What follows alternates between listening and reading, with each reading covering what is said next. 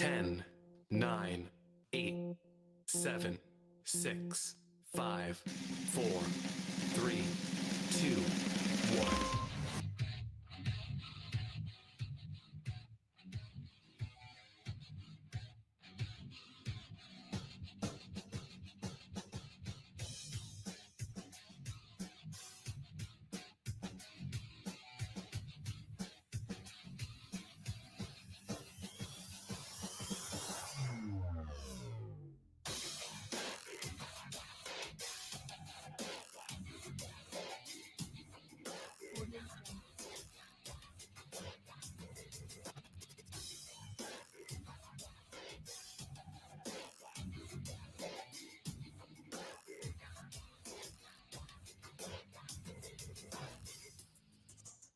Hey, everybody, welcome to the John DeVito Show. It is Sunday morning, and we're going to be just chilling, talking about some of the current events happening in this country right now. So sit back, chill out, and we'll get started in a couple minutes. Happy Sunday morning.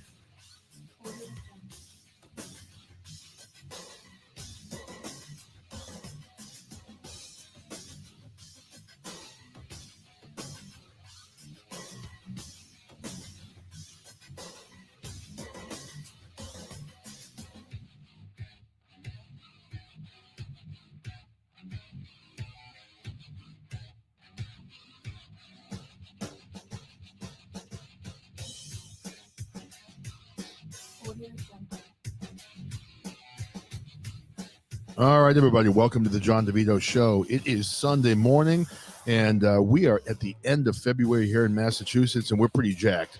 So we're almost done with winter. We're getting into March, and that's always a good thing. I mean, up here in New England, March still sucks anyway. It's still just cold all the time. But we're excited. We're into March. It's going to be, better weather for us going forward. We got baseball on the horizon. Our Red Sox are going to be back in action hopefully soon. So there is kind of light at the end of the tunnel right now in Massachusetts for all of us. So we're kind of excited that, maybe we're going to have some better weather. Maybe this whole fucking COVID thing will be over, hopefully at some point. We did get news that the Red Sox are going to have fans in the stadium this year. So that's great news for huge baseball people like myself. And, we did hear also that restaurants are starting to reopen and all that good stuff. So maybe, just maybe, we're going to be done with this whole fucking, COVID mess that we've all been dealing with for, so long right now. So anyway, things are going good here. I've got a bunch of stuff I want to talk about today. I talked a lot about some of the things going on right now in the country, a lot of the current events. I was going to do a show on Friday, and I had to actually kind of reschedule the show because I had some things going on at home. And we had someone come out to our house that had to actually fix our pellet stove. Now, for people that don't live in a cold climate, you probably don't know what a pellet stove is. A pellet stove is similar to like a fireplace or like a wood stove where you burn wood. But instead of burning wood, you get these little wood pellets in bags, and you get them by the ton. We generally get 4 tons of wood pellets every winter, and it's pretty simple, really. You dump a bag of wood pellets into your stove, and it literally burns for almost like a full day on one bag of pellets. And it's so much better than like oil heat or gas heat. It's less expensive, and it keeps your house really warm. So we've had one for the last 10 years, and ours broke down. And when our pellet stove breaks down, we have to go back to oil heating, and it's just freezing in our house. So we were so happy to get that resolved. So anyway, I had this guy show up to do our pellet stove service, and I had to delay my show on Friday. And then all of a sudden, we had a guy come out to our house 2 months ago, and we have a bunch of trees that needed to be taken down. So this guy, came out to called us that same day and said, listen, we have some time available this afternoon. Can we come to your house and cut down all these trees? So we, agreed. And man, to see these guys work, we had 6 trees that we had to take down, and they were pretty big trees. And this one guy, man, hey, Jess, how you doing? This one guy, man, he climbed literally to the top of the tree. And the tree he was at the top of was a really skinny tree. It wasn't a big tree. Width-wise, it was like a thin tree, but really tall. He's at the top of this thing, cutting off branches first and then cutting off the tree segment by segment. And the guy, as he's moving, the whole tree is swaying back and forth and things like that. It was just crazy to see him up there. So I actually took some pictures of this guy up at the top of the tree. And maybe I'll post those on my Twitter so you guys can see those, or Instagram, whoever follows me in those places. So I'll post some of these pictures, but they were crazy. Oh my God, they're nuts, right, Jess? I mean, this guy, I don't know how he did this, but this guy had to be, I don't think this is exaggerating, but definitely at a minimum, he was 20 feet off the ground. I'm guessing he may have been 30 feet off the ground. He was at the top of his tree. And I'm watching this guy like, holy crap. I mean, this thing is swaying back and forth. And I'm just thinking, if this tree happens to like snap down below, I mean, this guy's dead. And but they were incredible. They took down 6 trees in our yard, and we have an above ground pool back behind our house, and we were afraid that a few of them were going to fall in our pool. So yeah, that was my day Friday. We had our pellet stove serviced, and then these guys came to cut down our trees. Then I had to go pick up my car in the shop, and I couldn't do my show. So I was a little bummed. So I get a bunch of things I want to talk about today, and I get a bunch of new sounds on my soundboard that I want to try out also. I've been downloading new sounds like crazy. And you know me, I like all my sounds, and I've got a bunch of them. Like, let's see, I've added my Jeopardy sound. Where is it? Is it going to work? Oh, no. Did it not work? Oh, I get the sound turned down. That's why. All right. This is my Jeopardy sound. All right. That's one of my new sounds. And then I've got my baby laugh sound, which I like this one a lot. I just think that's funny. He goes on for a while laughing like crazy. And then, of course, I've got my new vomit sound. That's a good one. I like that. Let's see. And if we have any type of contest where you have to answer questions, kind of like a game show, we've got the ding, ding, ding sound. This one, I'm not sure I'm going to use this for. It's kind of scary, but yeah. And of course, one of my favorites. So I guess the other day I was talking about, I'm 53 years old. And when you get a little bit older, sometimes you have to take like those little blue pills and things like that to kind of make life better. So I guess, if I'm talking about blue pills, I could probably use that sound or whatever. So anyway, those are some of my new sounds that I added. So listen, I'm going to talk for a bit. I've got the call-in line closed for now because I want to set up the show, and then I'm going to open that up and let people call in. So Eric, if you could be patient, we'll have you call in a few minutes. Oh, the baby giggle one is funny. Let's do that one again. I love that one. Ready?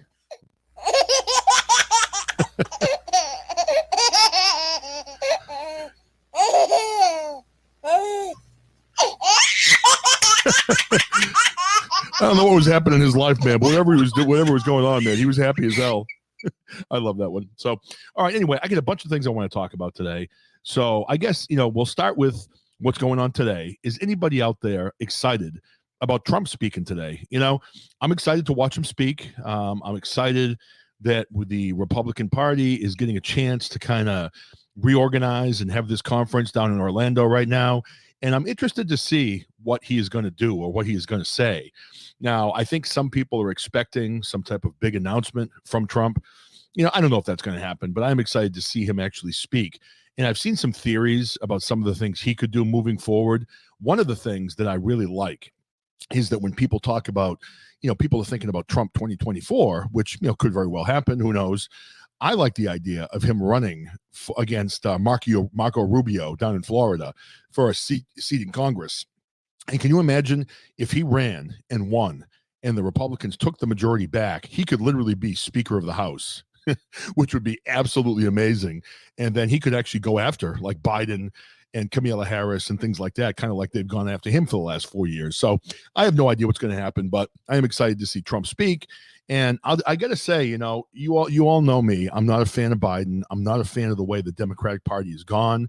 But you have to remember, I am a guy that was a Democrat. I voted for Bill Clinton twice. I have voted for Democrats in my history, and I just don't like the way things are going in this country right now. And, we're going to kind of run down a bunch of things that are happening right now that I just think are crazy and scary. And I'm afraid for the direction of the country right now. And I don't know, I mean, one of the most recent things that happened, I mean, you had Trump in office for 4 years. He did nothing but try to strike peace deals with North Korea. He tried to strike peace deals across the Middle East. He was nominated for a Nobel Peace Prize. He brought our troops home from Iraq, Afghanistan, and other places across the world. Biden has been in office now for a month, and he's already ordering airstrikes on Syria. And I mean, for me, unbelievable. I mean, let the paint dry on your paperwork before you start attacking countries in the Middle East again. Now, they keep saying that Trump is this guy that,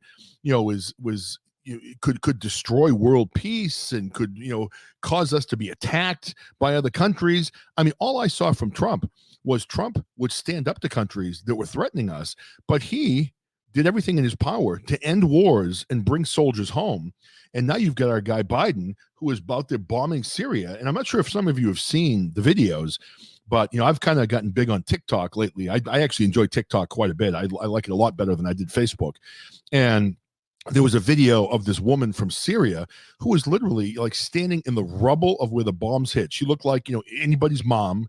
And she was screaming and crying for Donald Trump to come back and help the people of Syria. Look what Joe Biden is doing to us. Look what he's doing. Please, President Trump, come back and help us.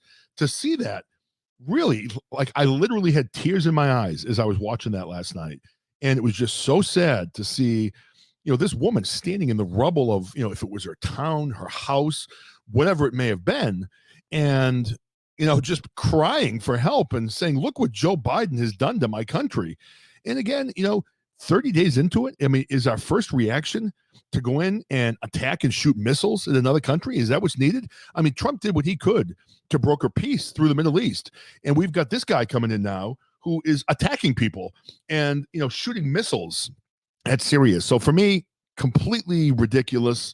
And it's just unfortunate that is the way the Biden administration has gone.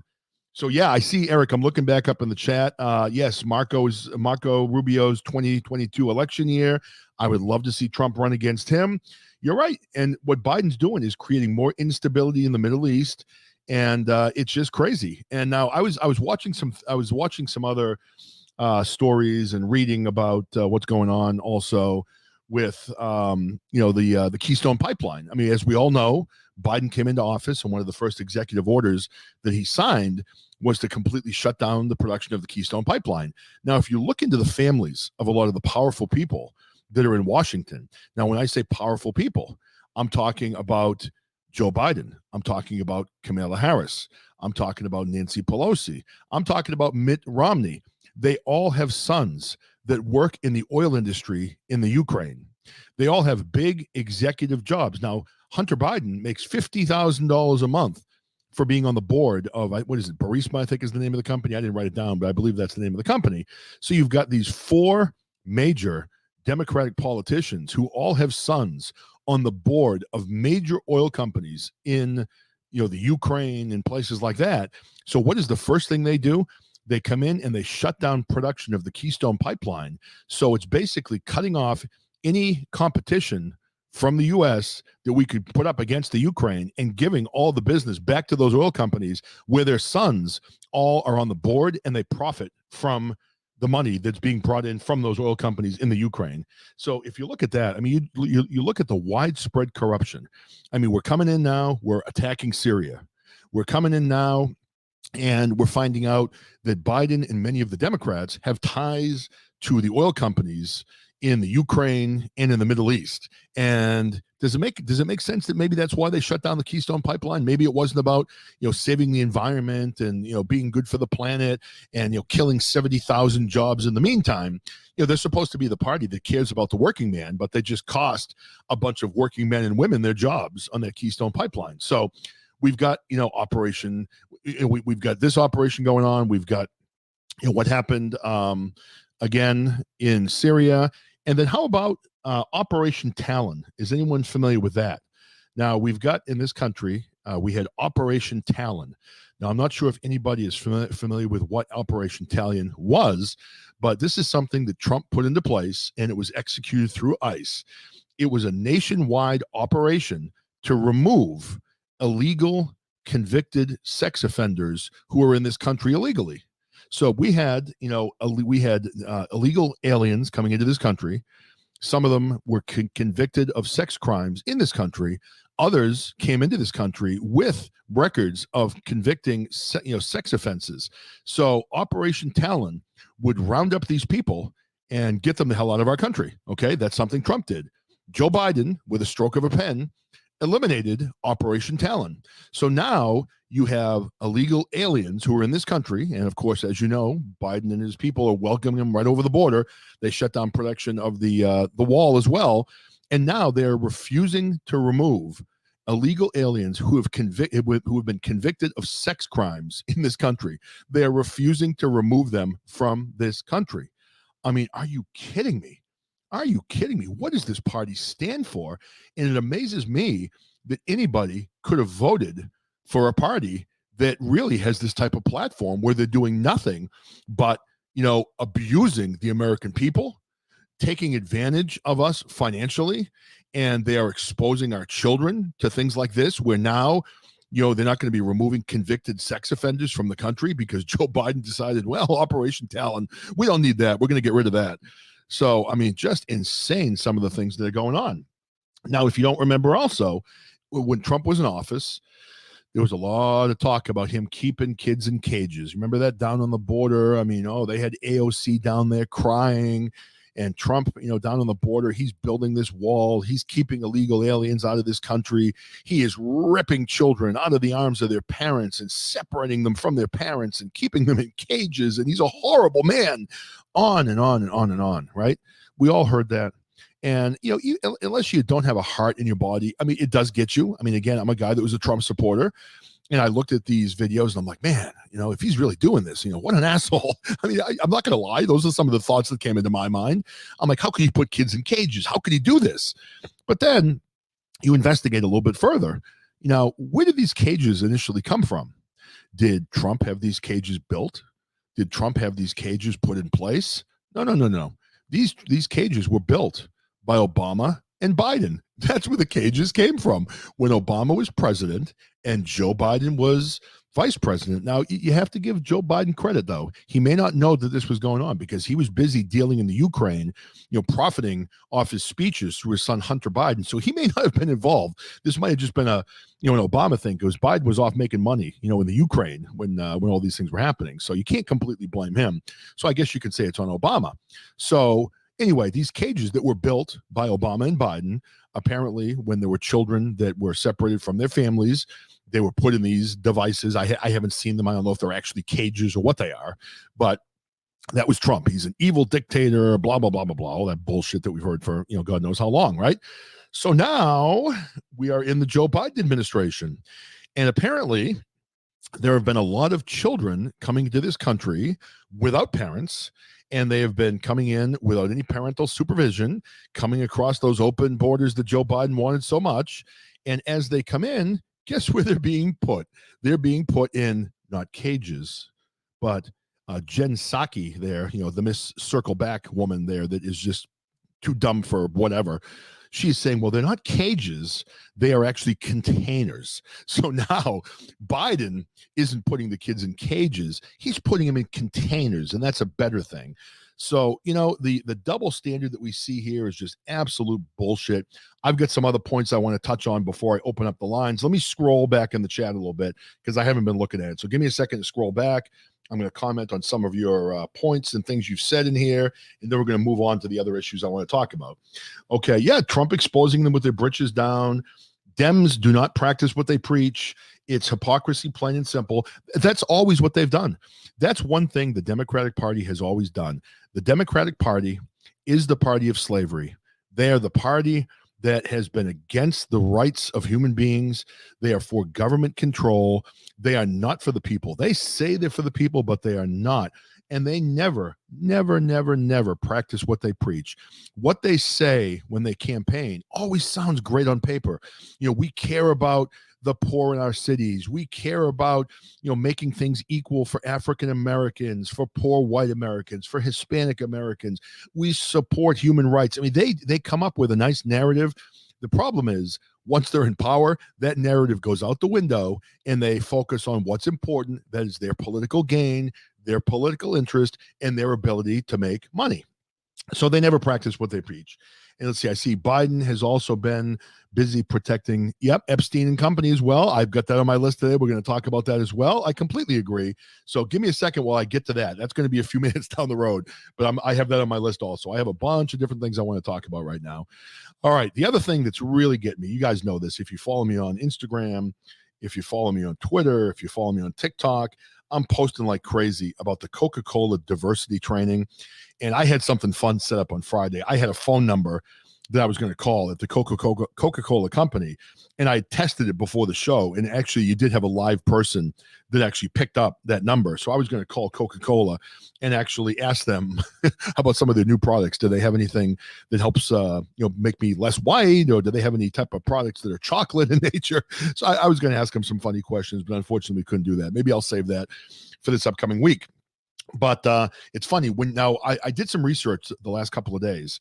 When you call the main number for Coca-Cola, and some of you should try it. I don't have the number written down here, but just Google Coca-Cola's number. They have an automated response that answers the phone that talks all about this scandal, how this was not a Coca-Cola training. This was not something that the company even, was forcing on people. They purchased it through another company, which they did, which is LinkedIn, which I also use. And now LinkedIn has come out and said, well, that wasn't something we created. That was on our company learning platform where companies can come in and offer professional development for their employees. So then there's that woman, was her name Robin DiAngelo or whatever the hell her name is.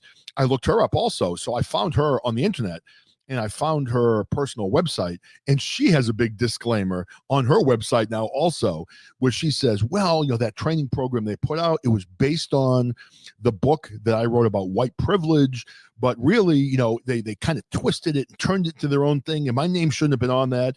So it's kind of funny to see all these companies, Coca-Cola didn't know, LinkedIn didn't know, Robin DiAngelo didn't know. So now that they're on the hot seat and people are all over them about their racist diversity training that they put out there to completely attack white people, then now everyone's covering their asses saying it wasn't them. So I don't know if anybody saw these. I posted these on, again, Twitter and Instagram. Now, if you haven't seen the whole program, I've got 4 of the slides right here in front of me. So the first slide that I have, and these are actually slides from the training that Coca-Cola told their employees they had to take. All right.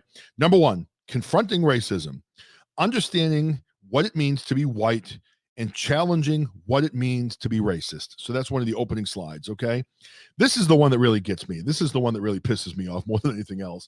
And honestly, I have drank Coke products my entire life. I like Coke Zero. I'm a guy that I don't drink a lot of it, but if I go to a convenience store and I feel like getting a drink, I'll grab a Coke Zero or a Coke product. Never again. Never again. I am done. I will never put a Coca-Cola product into my body again after reading this stuff. So this is the slide that really got me. This is a slide that came up for these people in their training. Okay, here it is. The top of it says, to be less white is to this. Then there's several bullet points down below it. So to be less white is to, number 1, be less oppressive. Number 2, be less arrogant. That one pisses me off. Number 3, be less certain. So I guess we're supposed to be insecure. We're supposed to be doubting of ourselves. We're all bad people. We all have white privilege, on and on and on. All right. The next one, be less defensive. Okay, am I being defensive now? I guess so. I guess when someone's attacking my race and attacking me as a person, yeah, I guess I get a little bit defensive, but I guess I can't do that either. So far on the list, to be less white is to be less oppressive, be less arrogant, be less certain, be less defensive. How about this one? This is one of my favorite. This is probably my favorite. Be less ignorant. So they're coming out in this training and saying to be less white is to be less ignorant. Are you fucking kidding me? Are you fucking kidding me? How dare you come out and call an entire race of people ignorant? How dare you come out and attack us for being white and to say that all white people are arrogant and ignorant? How dare you? This is the most blatant incident of racism I think I've ever seen in my life. And, again, as you all know, I'm not a young guy. I've lived in the 70s. I mean, I've heard a lot of different things. I have never seen anything like this, to see a training put forth, forced on the employees of a company, attacking a certain race of people. Could you just imagine if this was done for Asian people, if this was done and pointed at Hispanic people or black people, what the outrage would be? Okay, we're not done yet. Okay, so the be less ignorant really pisses me off, but I'm moving on the list. Be more humble. So I guess if we are confident in our lives, if we've worked hard, if we've taken the lumps, if we've done the things we needed to do to be successful in our career, to be successful with our family. As a 53-year-old man, if I've chosen not to run off and party my life away and do coke and, sleep around with different women, I'm loyal to my wife and I'm loyal to my children, then I need to be more humble. I can't be proud of the fact that I've lived a good life and I've tried to do the right things. Give me a break. All right, so a few more on the list. As you can tell, this list fires me up a little bit. I wasn't planning on spending this much time on it, but once I read it, it still angers me every time I see it, and I am legitimately angry right now. Oh, so anyway, be more humble. Listen. That's one. Just listen. Believe. That's another one. The next one, break with apathy. I'm not even sure what the fuck that means. The last one, break with white solidarity. So here we are. It's the last day of February, and we're in the middle of Black History Month, where it is a month that is designed for Black solidarity, and it is a month designed to celebrate some of the important people that have lived in this world as African Americans. And I'll be the first to say, I think, despite what a lot of people think, I see a lot of Black Americans that come out and say they don't like Black History Month. Personally, I like it. I think it's great. I think for many years, the history of Black Americans in this country has not been taken seriously. I think it's great that we have Black History Month, where you learn about different African Americans that have existed over the years that maybe have not been taught historically in history, and they have a chance to kind of educate the people on the history of Black Americans. I like Black History Month, but can you imagine? They say here in this list to tell white people to break with white solidarity. So I guess now we can't even have pride in being who we are, right? So let's go over that list without dialogue one more time. To be less white is to be less oppressive, be less arrogant, be less certain, be less defensive, be less ignorant, be more humble, listen, believe, break with apathy, and break with white solidarity. And then the last page that I have, there was like 4 pages of this PowerPoint that was shared with everybody. So in the US and in Western nations, white people are socialized to feel that they are inherently superior because they are white. Research shows that by the age of 3 to 4, children understand that it is better to be white. See, I look at this and I think that is absolute bullshit. I think it is absolute bullshit. I look at my children. I've got 2 young boys that are both athletes. Okay, I've got 4 kids. My 2 youngest love sports. They want to be professional baseball players. They want to play in the NFL. They would love to play basketball. When they look at the different sports that are played in this country, I mean, really, maybe 10, 15, 20% of the athletes on these professional sports teams are white. The majority of these players are African American, and quite frankly, they deserve to be African American because they're better athletes, period. I'm not one of those people that says, okay, well, 50% of the people on an NBA team should be white. We have to be fair. No, we don't. We don't at all. If African Americans are better basketball players than white Americans, then African Americans deserve to be in the starting rosters of these NBA teams. And they are better. They work harder. They're better athletes in the sport of basketball, and they deserve everything they get. But my children don't see, in some scenarios where this report says that all young children see it's better to be white, my kids look at playing professional sports and they're like, well, I'm white. I'm not that fast. I can't jump. Maybe I don't have the same athletic ability. I sit in front of the Xbox all day while you've got kids in the inner city. They're out playing hoop all day, maybe working harder than I do. They know that it's difficult for them. It's true. White men can't jump. Man, Jess, I am 6'4". Okay. I'm an old man now, but I was athletic at one point. I mean, I played college football, lifted weights all the time, was in great shape. 6'4", and I could not dunk a basketball. Do you know how embarrassing that is? I mean, you had guys in the NBA that have been like 5'4" that could dunk the ball. And here I am, 6'4", and I can't dunk. There's no doubt white men cannot jump. There's no way around that. And that's not racist. That is just absolute truth. So anyway, the Coca Cola diversity training, just disgusting. And, as I've talked about, for those of you that come onto my show, you know me. I disagree with racism no matter what color it comes in. I really do.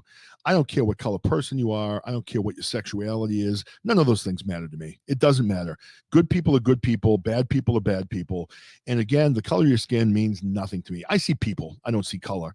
And I'm tired of our government and our corporations, our politicians, our media outlets continually trying to separate us as Americans by the color of our skin, by our sexuality. They are constantly trying to divide us. It's constant. And that's what this is. This is division. This is looking to beat people down and control them. And if I had worked for that company, I swear to God, I would have walked out of that meeting. I would have quit my job on the spot, and that would have been the end of my career at Coca Cola. It would not have lasted one day longer after seeing that type of training being forced on its employees. So just crazy, crazy stuff. So let's talk about, Joe Biden's America. Okay. We've talked about Operation Talon, where he has now gotten rid of Trump's ban on allowing illegal convicted sex offenders who are legal aliens in this country. Biden shot that down. Biden has now ordered airstrikes on Syria after Trump had brought our troops home and had done everything in his power to carve out peace in the Middle East, right? Joe Biden is now putting kids in containers, not cages, containers. So I guess that's a little bit different. At least they're not in cages. They're in containers now. But, of course, Jen Psaki says, well, it's not the same thing. Yeah, Jen, it is the same thing. And I guess you could probably circle back on that and tell us exactly, how it's different. But to me, it's the same. Cages, containers, wherever you have them, you're still imprisoning children after you vilified Donald Trump for doing the same thing and putting him in the cages that your boss, Barack Obama, created back in the day. All right. So again, he has his kids in containers. We've got Coca Cola diversity training. Under Joe Biden's watch, we have now had 100,000 people die of COVID. He has blood on his hands.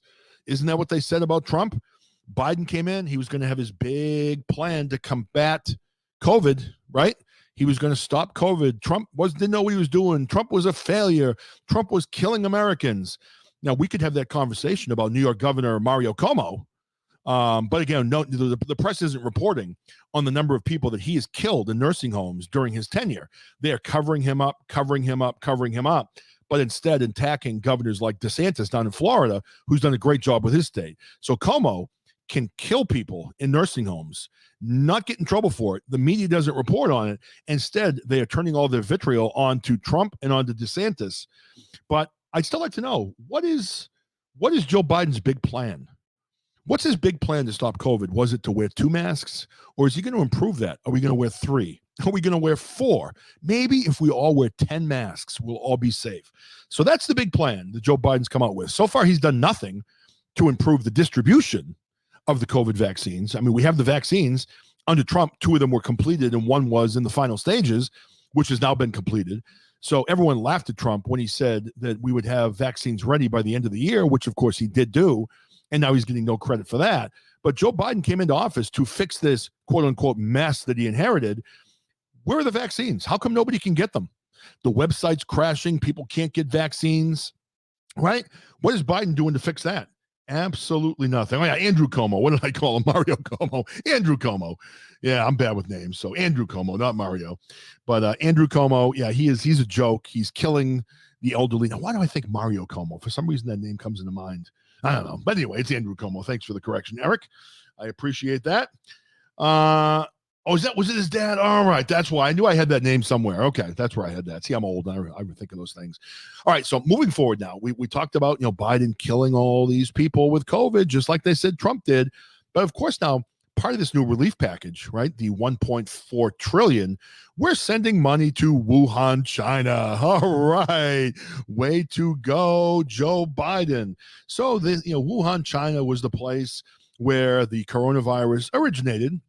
And if you look back on the press, you can see that Barack Obama and Joe Biden took tours of these Wuhan facilities back in the day. So now we are sending money, in addition to, $1 billion or whatever it was for gender studies in Pakistan. We're now sending money to the actual labs that created these viruses, that caused the worldwide pandemic, that is responsible for hundreds of thousands of deaths. The U.S. government is now sending our taxpayer money over to them. Well, thank you very much, Joe Biden. Thank you for sending my money over to the people that caused this problem. But I guess, when you look at it, you've got to take care of your people in China, right, Joe? We all know you have contacts there, but of course you deny it. So, looking forward to that. So I can't wait till out of my tax money, we cut a big check to the labs in Wuhan, China. That's just phenomenal news. How about gas prices, everybody? Let's talk about gas prices. Are we seeing gas prices increase at all? Now, if you think back in December, we were looking at gas prices that were somewhere in the ballpark, in my area anyway, in Massachusetts, of like $2.15, $2.20 for regular unleaded gas. I see Eric is saying it's $2.50 a gallon down where he is. Up in my area, I literally stopped the other day and almost fell over when I got gas, where the price was $2.80 per gallon. So here we are on the last day of February, and we had gas prices at the end of December at $2.15, $2.20 for regular unleaded. That is now $2.80. Now, I took it upon myself to look across the country and to see what gas prices are in other areas of the country. Now, the big victory goes to Washington State, where the average price per gallon is now $3.06 a gallon for gasoline. I mean, again, is this part of what we're talking about when it talks about taking care of the working man, taking care of the American people? We cut the Keystone Pipeline. That's gone. We know that Biden, Romney, Pelosi, and Harris all have relatives working in the oil business in the Ukraine. And they cut off the big competition in the U.S., and now prices are going back up. I'm sure they're all profiting, and I'm sure somehow Joe Biden is going to be getting money somehow through a back door. So, here we go, everybody. This is Joe Biden's America. All right, I'm flipping pages here. I got a bunch of stuff on here. I'm going to go through this, and then I'm going to open it up, Eric, for you to call in. So give me a second. I had a lot of stuff I wanted to rant about, but let me run down this list. Now, this is not a complete list. This is an incomplete list, but this is a list that I got off the internet the other day, and I had this for my show on Friday, and obviously couldn't do the show for a variety of reasons that came up in my life on Friday.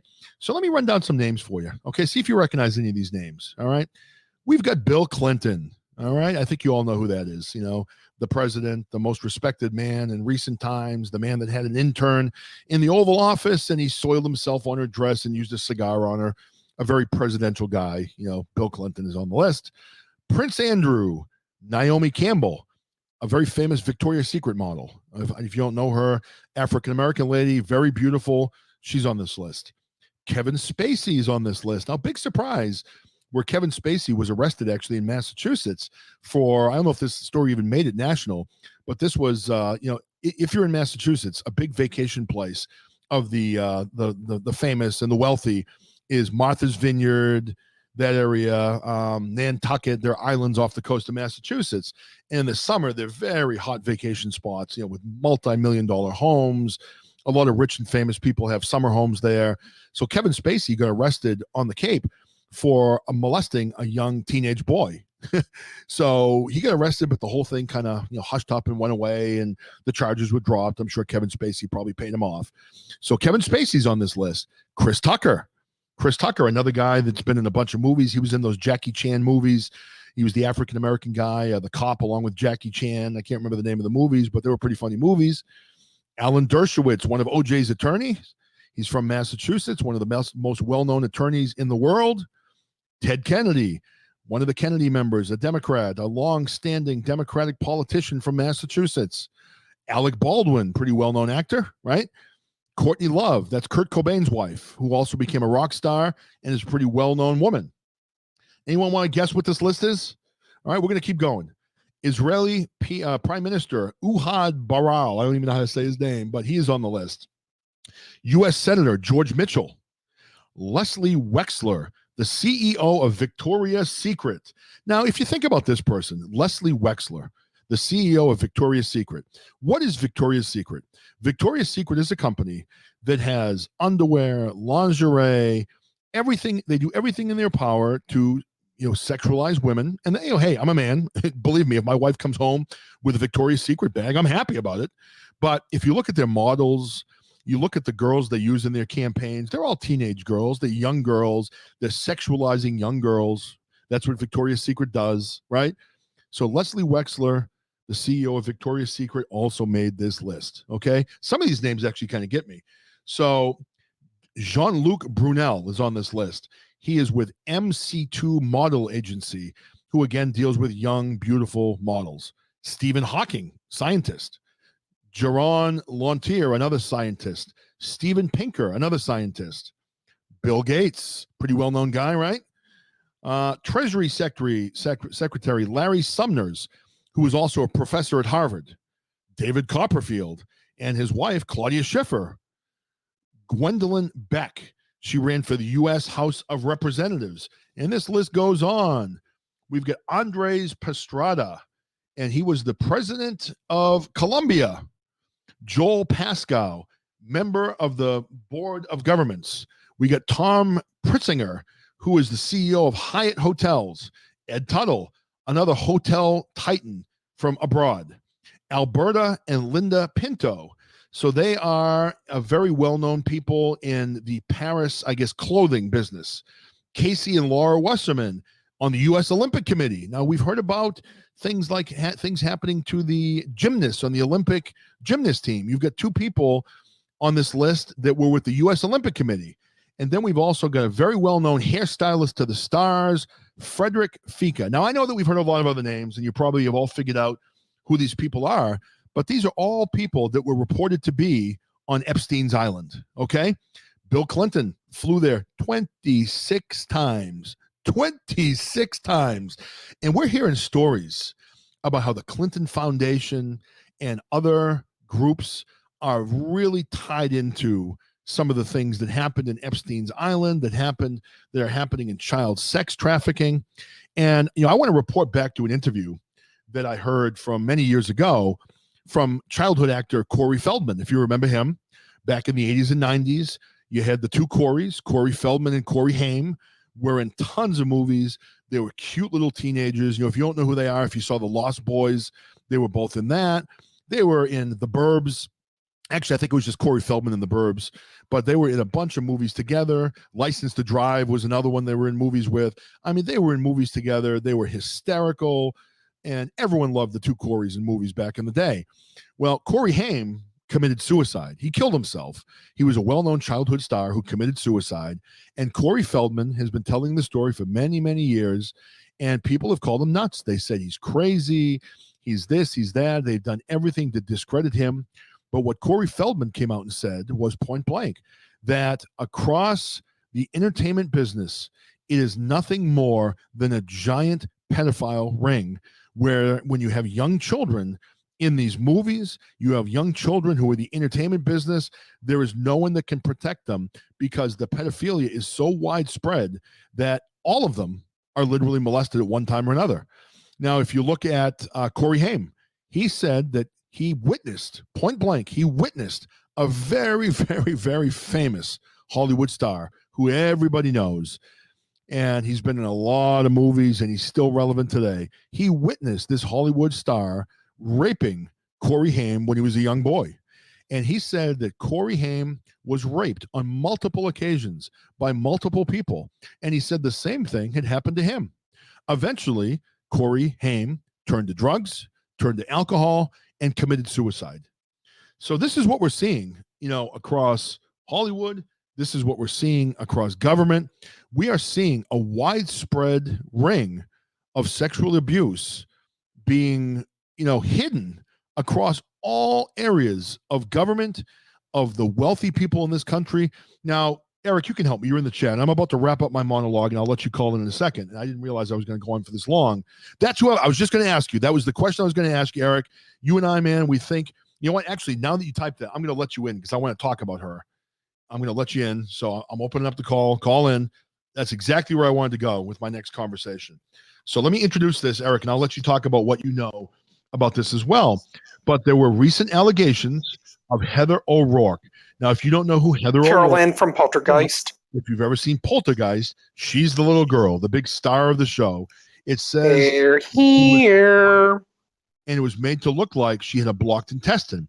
But there were a lot of reports that Carol Ann from Poltergeist was molested over and over and over again during the course of her career.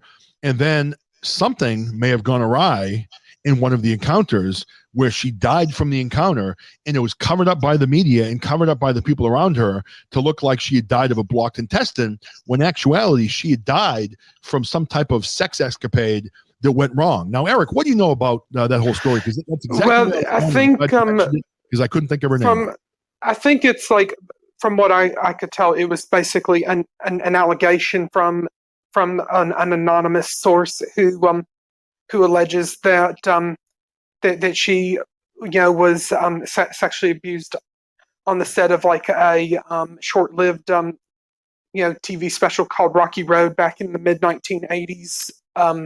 And I think this was prior to her final performance in Poltergeist 3.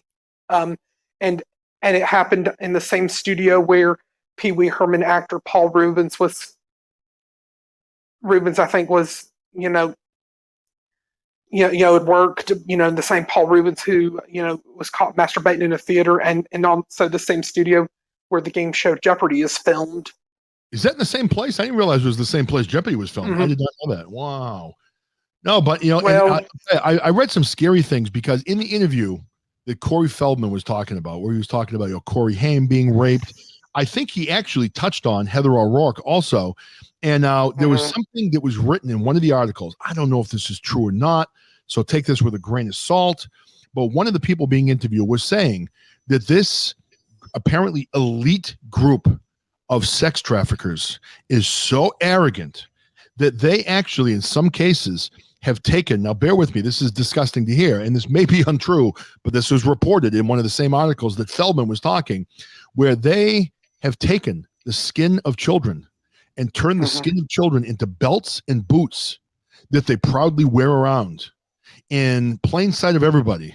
And they have actually done this, and it's been a practice that's been used by some of these sex traffickers, where once they're done with these children are dead, they take their skin and turn it, similar to making alligator style boots or an alligator style belt. They are turning the skin of children into accessories for them to wear with them. I mean, to me, that literally makes me want to vomit when I hear that. Yeah.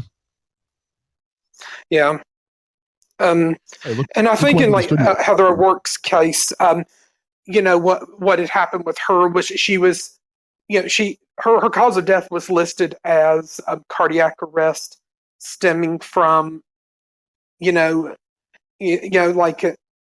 complications from septic shock brought on by intestinal stenosis, where she had like a blocked intestine.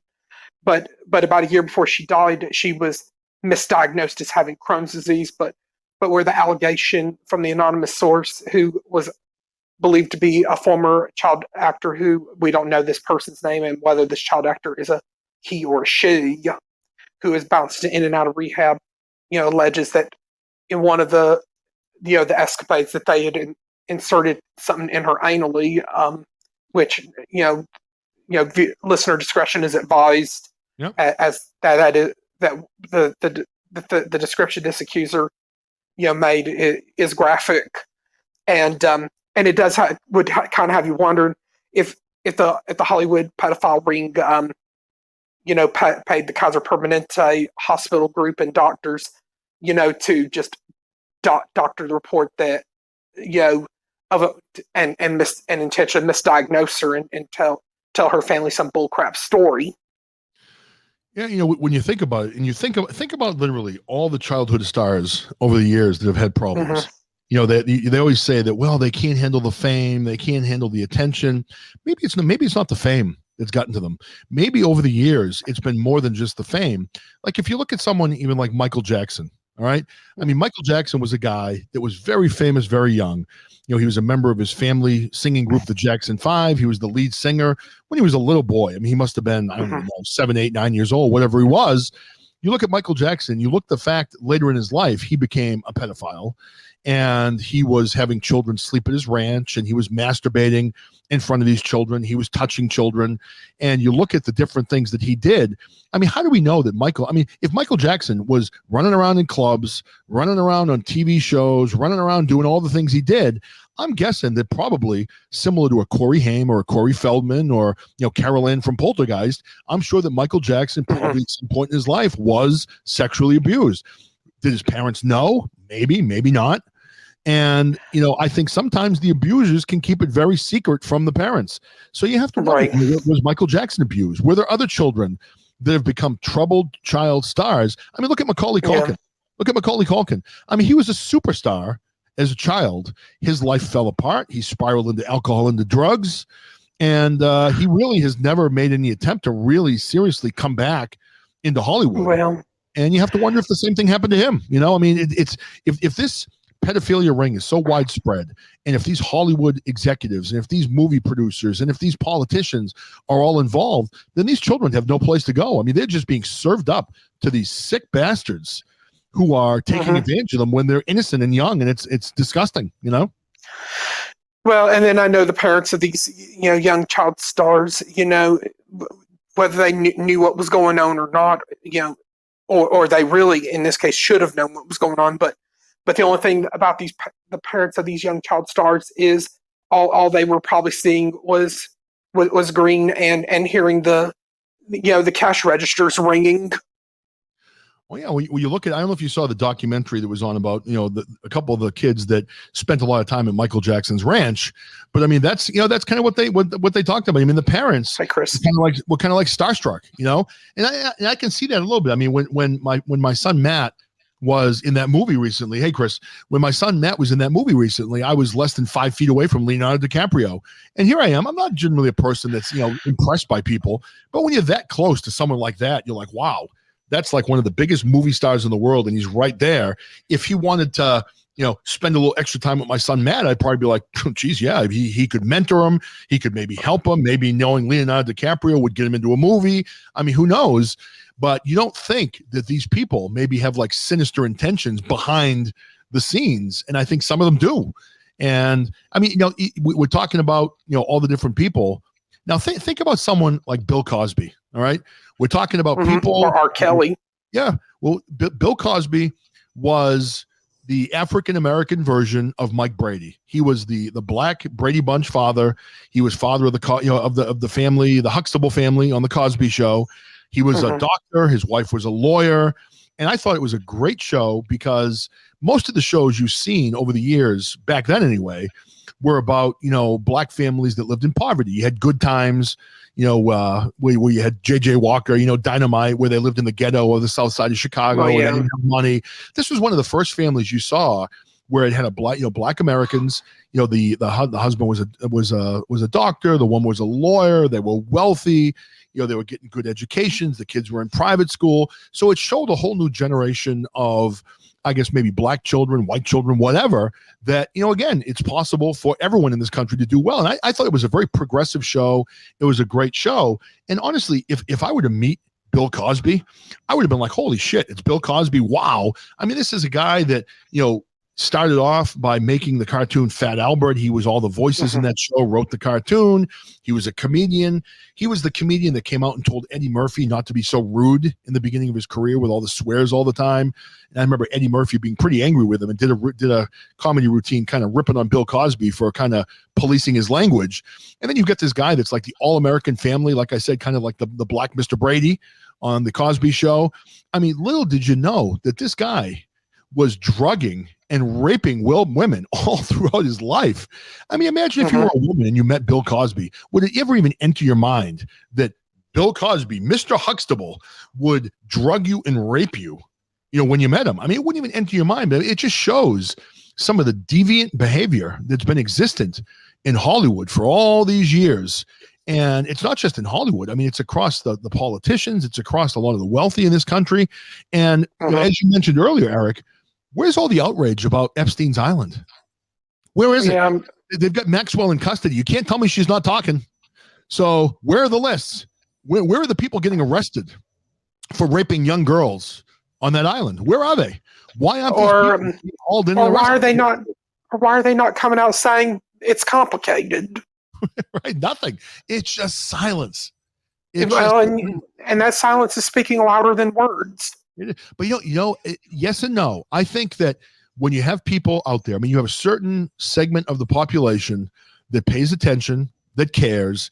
And I think in the podcasting community, you've got a lot of smart people that come into the podcast, and some of the podcasters are smart. I would remove myself from that discussion.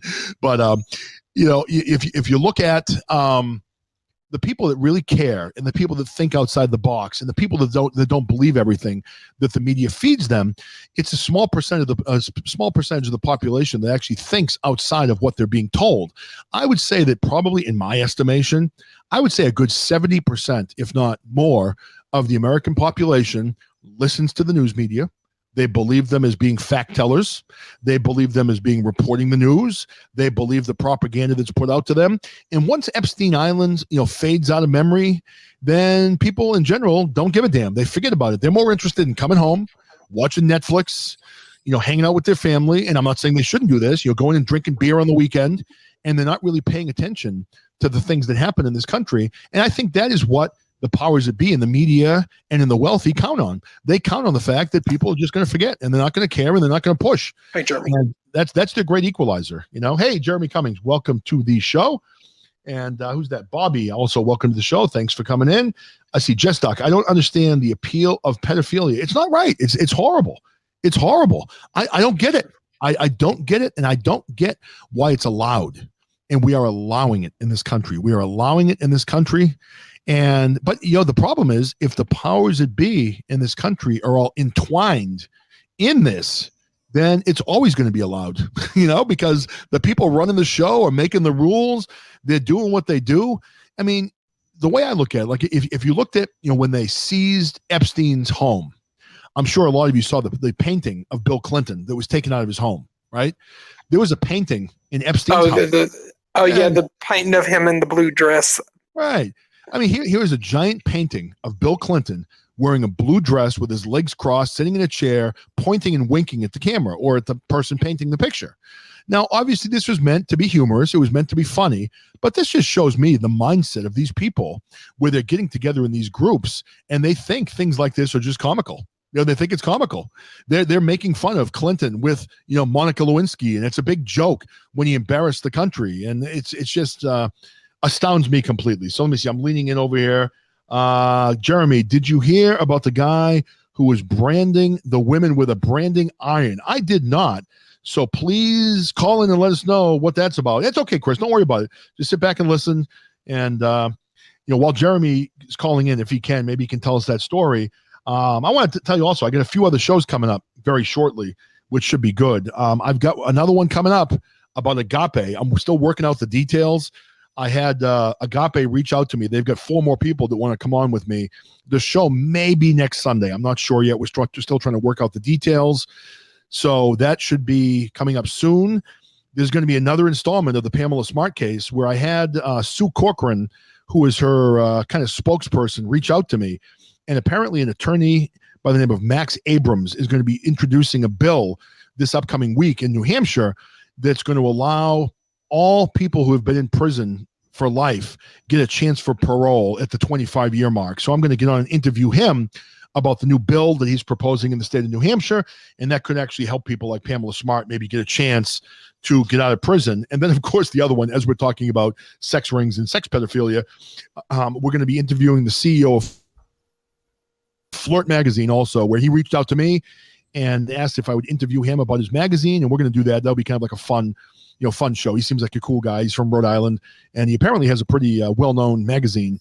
And all the girls are 18 and over, so we can get that on the air and be responsible. But Jeremy, I don't know if you have this, man, but I have a bunch of people now that have been reaching out to me, asking me to interview them, like people like on LinkedIn and things like that. And I've got like musical groups that have asked me to play their albums on the air, which I might actually do. But I get a lot of people reaching out to me now. Do you get the same thing happening to you, Jeremy? Sometimes, and it hits at different points of the month. Yeah, it's true. But it's like the first of the month is crazy. Of people like you'll just wake up and you'll just have like 30 emails in there like, Hey, I want to talk to you about this. And then I'm like, I'm not even interested in talking to half those people. I'm the same way. I get a bunch of them that reach out to me, and I try to respond to everybody, but a lot of them I'm just not interested in. And hey, listen, before we get into what the story you're going to tell, let me run down. I've been on it for an hour already. Let me run down some of the things I've been talking about, so you're aware of some of the talking points that I've been talking about. I've been kind of attacking Biden, attacking what's going on in this country.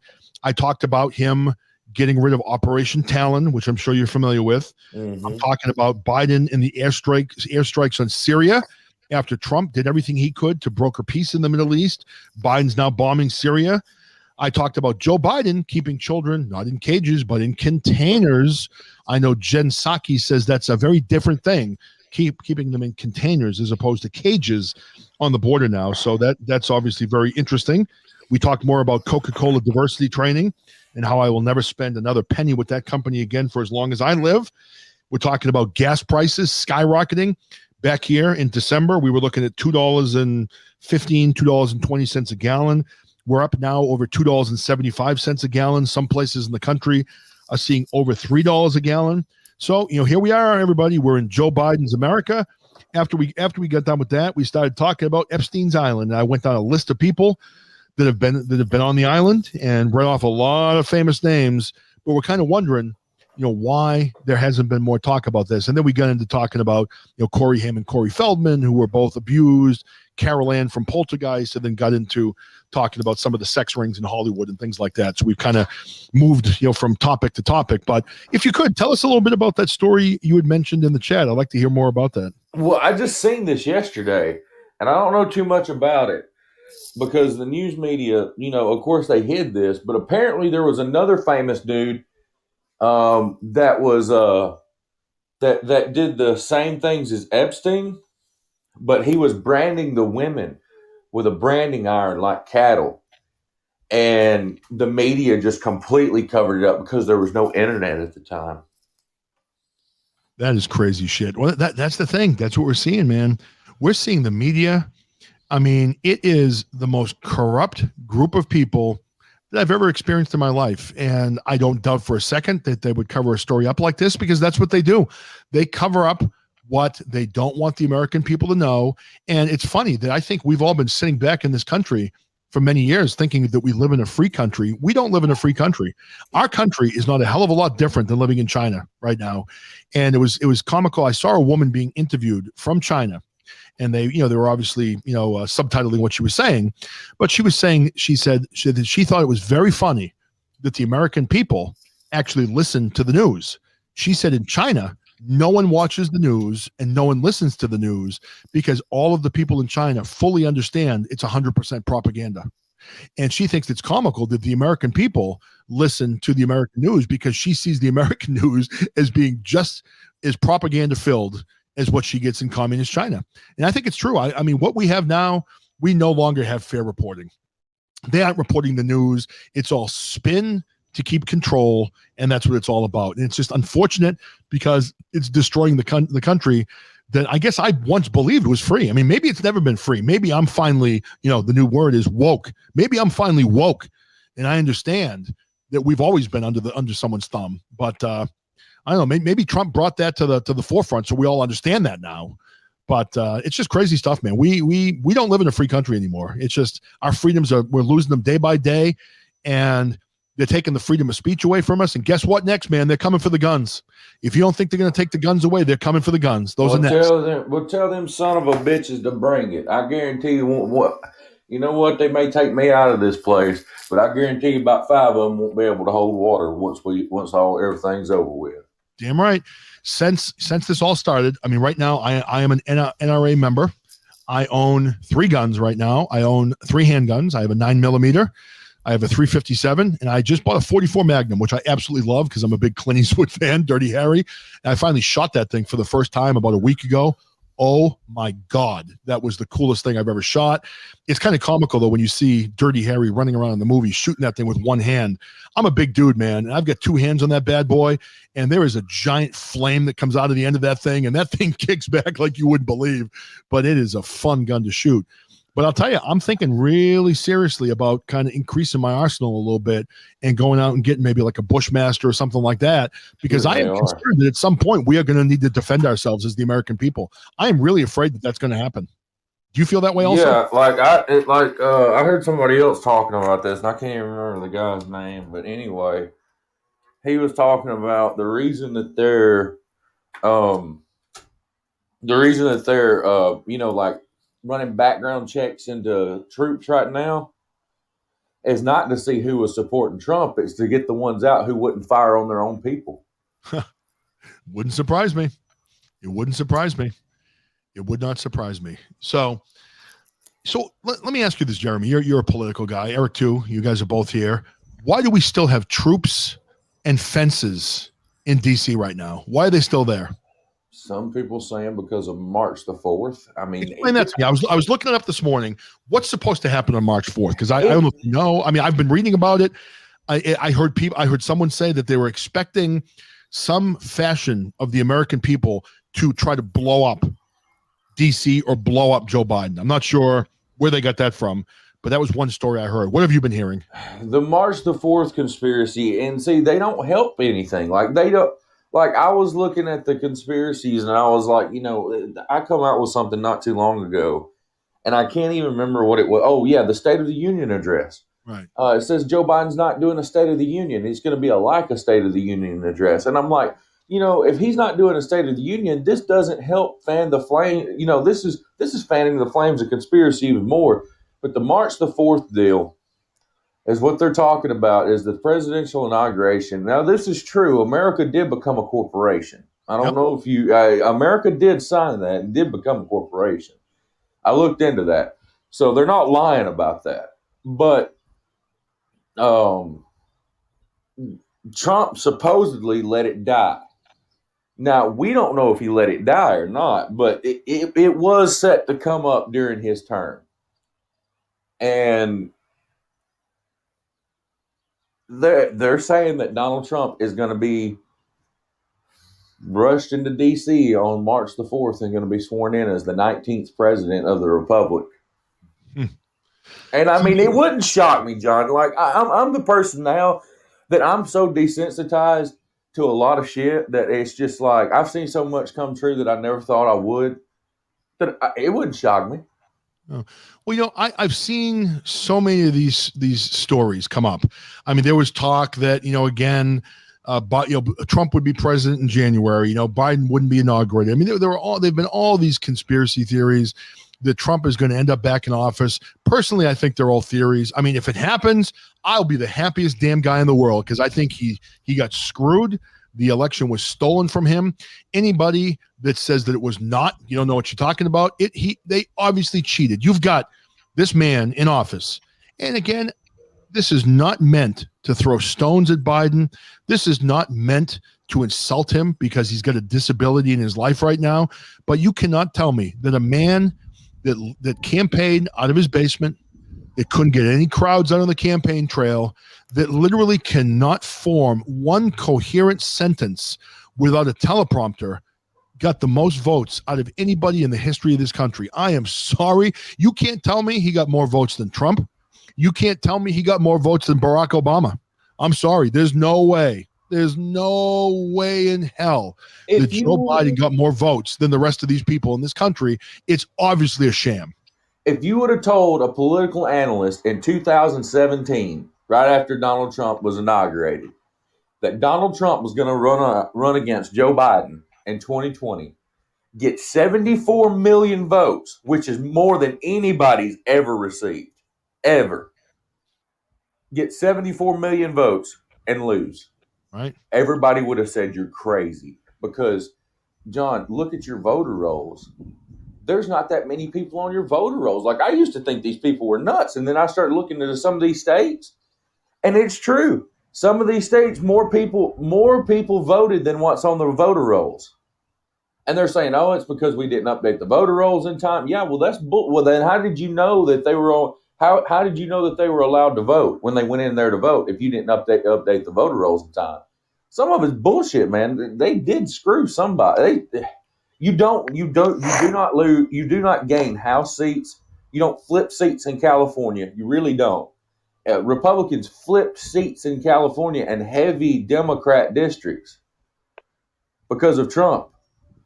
I'm actually reading something while you were talking. I want to get this up before I forget to tell you guys. This is interesting. I don't know if any of you guys saw this. You may not have, because New Hampshire, very small little state up here in the Northeast. It's my home state.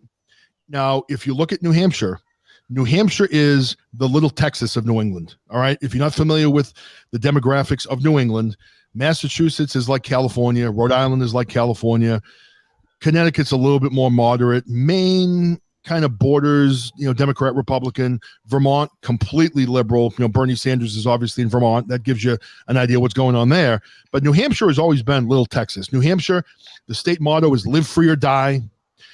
You can, they protect their gun rights. That's the state I grew up in. So that's why a lot of you probably look at me and go, how do you get this conservative guy in Massachusetts? Because I grew up in New Hampshire, and New Hampshire has become more democratic over the last decade or so, because you got the liberals from Massachusetts can move to southern New Hampshire. Southern New Hampshire is 40 miles from Boston. So to live in southern New Hampshire, you can commute to Boston for your job.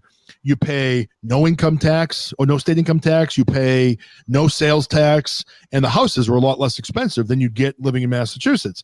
So a lot of people have left Massachusetts and moved to southern New Hampshire. So, but what's happened is now you've got a lot of the Democrats are moving into New Hampshire, and it's kind of turning the political landscape a little bit in that state, and it drives true New Hampshire people crazy. Now, I'm not sure if any of you have seen this in the news, but the governor of New Hampshire, my wife actually sat with him in high school class. His name is Chris Sununu. She knows him from school. And it was kind of funny. Chris Sununu used to cheat off of my wife in class. She's told that story many times. But he's definitely like a Republican. He's a stand-up guy. When he found out the National Guard troops were sleeping in a parking garage, the ones that came from New Hampshire, he immediately ordered them home. He said, our troops are not sleeping in a parking garage. He called them home. And he's a guy that stands up for the decency of the people. I have a great amount of respect for Chris Sununu. So apparently in recent weeks, very quietly, New Hampshire has been auditing the votes from the Dominion machines. And in the county of Windham, where Windham, New Hampshire is, and that's not too far from where I grew up, it seems that every Republican candidate was shorted by somewhere in the vicinity of 300 votes by the Dominion machines. So now they are doing a count across the state of New Hampshire, where they are auditing all of the Dominion machines. But see, I'm looking down in the comment here. You've got people down here saying, oh, it's just a glitch, totally normal. See, I'd love to believe that. But see, a glitch in a system is when both sides receive the benefit of mistakes. When you have a glitch in the system and one side is receiving all the benefit and the other side is receiving all the penalty, that's not a glitch. That is a glitch that was intentionally created for one result. So the state of New Hampshire now is very quietly looking into Dominion and maybe what happened in that state, because New Hampshire kind of turned blue this year. And again, New Hampshire has always been a very historically red state. So it'll be interesting to see how this plays out. But this is happening right now. So keep your eyes on it. Google New Hampshire and see what's happening with the recounts and them looking into possible voter fraud with the Dominion machines also there. So kind of interesting to see that some of these things are still happening, You want to know something about the machines? Yeah, I didn't know. Did you know that when you vote, it only gives a candidate a percentage of the vote? Really? Yeah, like one vote, they'll split a vote. No matter who you voted for, they're splitting votes on a lot of these machines. And there's this one guy who's claiming he was an MIT grad. He was from Massachusetts. He was in that documentary with Mike Lindell, the My Pillow guy. Yeah. And this guy, he's really smart. Like this guy, okay, he's smart. He's not. This guy's not your everyday dumbass. And apparently, this dude broke it down, and Democrats were getting 0.666% of the vote of every vote. There you go. And they were getting, and John, like I thought it was bullshit till I checked into it myself. And then I actually seen for myself that there was one vote came in California, one vote that came in, and they split it. And I was, how do you split a vote? And for the American people, I mean, regular people like all of us on this show, I'm sure, you don't understand in general how smart these mathematicians are. I had a friend, his name was Matt. I'm not going to mention his last name. He went to Boston University. He got his doctorate in mathematics from Boston University. Okay. This guy probably had autism. I mean, didn't really think about it at the time, but he, had very poor social skills, but was just amazing when it came to math. And I remember he would say to me, he said to me at one point, we were both young and single. He said, listen, you're really good with people. Could you take me out and maybe help me meet somebody? I just can't talk to people. I was like, yeah, sure. So we started hanging out and we'd go to bars and whatever. So I remember one night, now this was part of the problem with him, but we went to a bar, and I'm sure all of you are familiar with what Keno is. I think probably they have that in every area of the country. So, there was a Keno board TV where they were pulling the numbers and you could fill out your Keno cards and make money. So we weren't really playing Keno. We were drinking beer. It was like a sports bar, looking around, whatever. And so he sat down and with him, he had a pad of paper that I don't know if he had it in a backpack or wherever the hell he had it. So he pulled his backpack out, pulled out a pad of paper, and he looked at the odds that were listed on the Keno chart. So he looked at the odds, and then he got on their website with his phone and was looking at the odds that they had there in the information. So this guy literally spent an hour. I've never seen this type of math being done in my life. I mean, I took advanced algebra. I took trigonometry. This guy did probably a good 10 to 20 pages of math figures on this page, and he broke it down to me in dumb person speak at the end, showing me that all the odds they put on this table for the people of Keno were all incorrect. He's like, they're making these all seem like you have a better chance of winning. So this guy sat here, and this is why he couldn't meet girls, because no girl wants to see him sit down and figure out 10 pages of math at a bar. But to watch him do it was pretty amazing. But he showed that all the odds they put on these Keno lists were all incorrect, and he proved them all wrong and showed me what the actual odds were. And it was amazing to see this guy work. The point of this is, these are the type of people that are working for Dominion. I mean, we're talking about savants in math that know how to manipulate technology and manipulate percentages and do just enough to make a difference where it's almost undetectable, but they get their person in. And if you don't think that these people are doing this, of course they are. Of course they are. It's being done. It's being widespread, and it's crazy. So I see, look at Charlie. Charlie BC Lover has checked in, and hey, Charlie, you'll have to come back in when I interview the CEO of Flirt Magazine coming up this week. I think you're going to like him a lot. He's a cool guy, and if you haven't looked at Flirt Magazine, Google it. So it's a combination magazine of rock and roll and hot chicks. So that's kind of what you get with Flirt. So I'm going to have him on sometime this week. So you might want to come in there, Charlie, when it's time, and it might be your cup of tea. So today, though, we're talking more about politics, and Sunday morning, just kind of chilling, having my coffee. Couldn't do my show on Friday because I had a bunch of people come to the house, as I talked about earlier in the show. Had people fixing my pellet stove. Then we had a guy come and cut down 6 trees in my yard, and we were watching that. And next thing I knew, it was 4:00 in the afternoon. I missed my show, but it is what it is. I'm not getting paid, so fuck it. I don't know. So, Eric, what are you thinking about some of the stuff we're talking about, man? I mean, Right. Do you think anything's going to happen? Is anything going to happen today? I'm looking forward to Trump's speech. I'm going to watch it. Do you think he's going to? It's going to probably be a must-see event of the year. I would hope say he's going to run for Congress. Could you imagine if he ran against Rubio, beat him? The Republicans took back majority, and he became Speaker of the House. He could literally impeach. Well, that would be fucking amazing.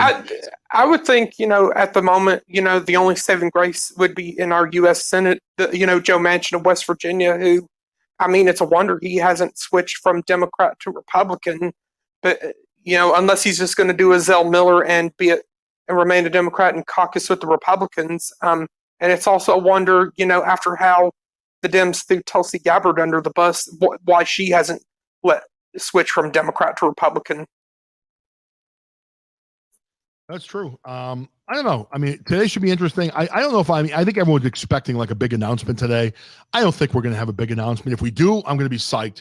The only thing it does concern me a little bit about Trump in 4 years is Trump again is going to be 78 years old. So if you look at our current president, I don't know how anybody can say that man is not in cognitive decline right now. I mean, oh my God, I feel bad for the man. I mean, the man has dementia. He has cognitive decline. He can't speak. I mean, to me, if that was my father, it would be like elder abuse to let him go and do this. And I feel bad for the guy, but you have to wonder, at 78 years old, is Trump going to be healthy? I mean, let's face it, he's kind of overweight, doesn't really take care of himself. At 78, hopefully he's still going to be, cognitively in good shape. But it was kind of funny. The other night I was watching Eric Trump give a speech. I've never really paid attention to him too much, and I haven't really listened to too many of his speeches. Have you ever heard him give a speech? He sounds just like his father. He's got the same voice. He sounds just like him. So you have to wonder if Donald Trump doesn't do it. Now, if Donald Trump is not able or decides not to run for president in 4 years, who are the Republicans going to put forward? I mean, I've heard Candace Owens, which I would love, because it's going to be real hard for the left to call us all racist and white supremacists if we elect a black woman as our candidate. And I would certainly vote for her. I think she's amazing, brilliant, beautiful. She's got the whole package, and I think she could do well. But if she doesn't have the experience, I mean, and it's not Trump, who do you guys think would be the nominee for the Republicans that could maybe knock Dementia Joe and Camel Toe out of office? What would you have, Jeremy? Go ahead. Because if it isn't going to be Don Jr., assuming Donald Trump doesn't run again in 2024, I mean, I would be in favor of Ron DeSantis proving himself. Yeah, that wouldn't be bad. I like DeSantis. I do like him. What are your thoughts, old man, Jeremy? Nadine and Joe, whoever that is, welcome to the show. Thanks for coming in. It's old man. Welcome to the show, old man. Hope you're doing well. But yeah, I wouldn't mind seeing DeSantis come in. I think he would do a good job. And Jess's comment up above, where she doesn't think that Trump would run for Congress because it's beneath him. I'm not sure about that, because I think at this point, Trump wants to help the country. I think Trump wants to get back in the mix. And if you think about it, Trump literally could run for Congress in 2 years. He could run against Rubio, and he would beat Rubio. There's no doubt in my mind that he would beat him. And if the Republicans took back control of Congress, then you would have the possibility of Trump being Speaker of the House. And let's face it, in this country, the true power is in Congress. It's not being the president. So if Trump was Speaker of the House, he could literally go in, impeach Biden, and if he wanted to, he could still run for president in 2024. So for me, if he ran for Congress and he won, he'd be in for 2 years and would still have the ability to run for president if he chose to do so, or he could just stand pat in Congress, remain there, and open up the platform for somebody else to come in and run for president. So I'm not sure if he'll do it or not. I think personally it would be amazing if he did. Probably he won't, but do you guys think there's any chance? Eric Cummings, do you think he'll maybe step? He would have, if he was to get the speakership position, which I highly doubt he would have to run in the congressional district where Mar-a-Lago is located. Right. But I don't know if that's a gerrymandering district or if that district is reliably Democrat safe or Republican safe. Are you familiar with? Did you know the history of Mar-a-Lago? Did either one of you guys know the history of that building? Mm-mm. This is amazing. Look this up. I happened to come across something the other day, and I had no idea whatsoever this was the case. Now, I can't remember. I don't know all the specifics. I'd have to look it up. So just keep this as a general comment. You'll have to Google the information yourself. But Mar-a-Lago was originally built to be the White House of the South. So Mar-a-Lago was for politicians to get away from the cold climate in Washington, D.C. in the winter months. And Mar-a-Lago was built to be the White House of the South, and eventually it never kind of materialized that way, and Trump ended up buying the building in 1980. So, I mean, the whole purpose of this location was to be White House B or White House Part 2. And it's just amazing if you think about it, that Trump owns that building and now lives in that building in the South, which is just crazy. I had no idea that was the history of the building, and I'm going to actually read more about that. I think I saw it on a quick news blurb or something, and I had no idea that was the case. So kind of interesting that Trump lives in what would have been White House South and owns that building in Florida at this point. But I personally would love to see him run, because we went down the list of things. We've got new people that have come in right now. So let me let's see. Old man says, I don't believe you have to be a member of Congress to be Speaker of the House. Right. I agree as well. I think you're right. So I mean, that might be something to look at. So for people coming in, these are the different things we've talked about today. We're over an hour and a half into the show, but I want to run down the things we've talked about. If anybody has any things they want to call in about, if you have any things you want to mention in the chat, let us know. But this is where we're at right now. It is 2021. Today's the last day of February. Tomorrow's March 1st. Operation Talon is now history. Trump put this in action to protect people from illegal aliens who are convicted sex offenders in this country. Biden has shut it down. So now we are not going to be evicting convicted sex offenders out of this country. Biden has shut that down. So Operation Talon is gone. Okay. Trump brokered peace through the Middle East. He brought our troops home. He did not start any new wars during his 4 years here. even though they said he was going to result in the next nuclear war in this country. Okay, so Biden has now organized airstrikes on Syria. And I don't know if any of you saw the video. I think I may have shared this on my Twitter page. If you haven't seen this, click on the video I shared of the woman from Syria standing with a backdrop of buildings and rubble behind her, crying and screaming and pleading for President Trump to come back in and help her. Look at what Joe Biden's done to our country, on and on and on and on. So that was just sad. It was terrifying. But you've got Operation Talon's gone. Biden's ordering airstrikes now against Syria. We heard about Trump keeping kids in cages. Well, Joe Biden says he hasn't have them in cages. He has them in containers. So I guess that's better. He's had unaccompanied minors coming across the border into our country.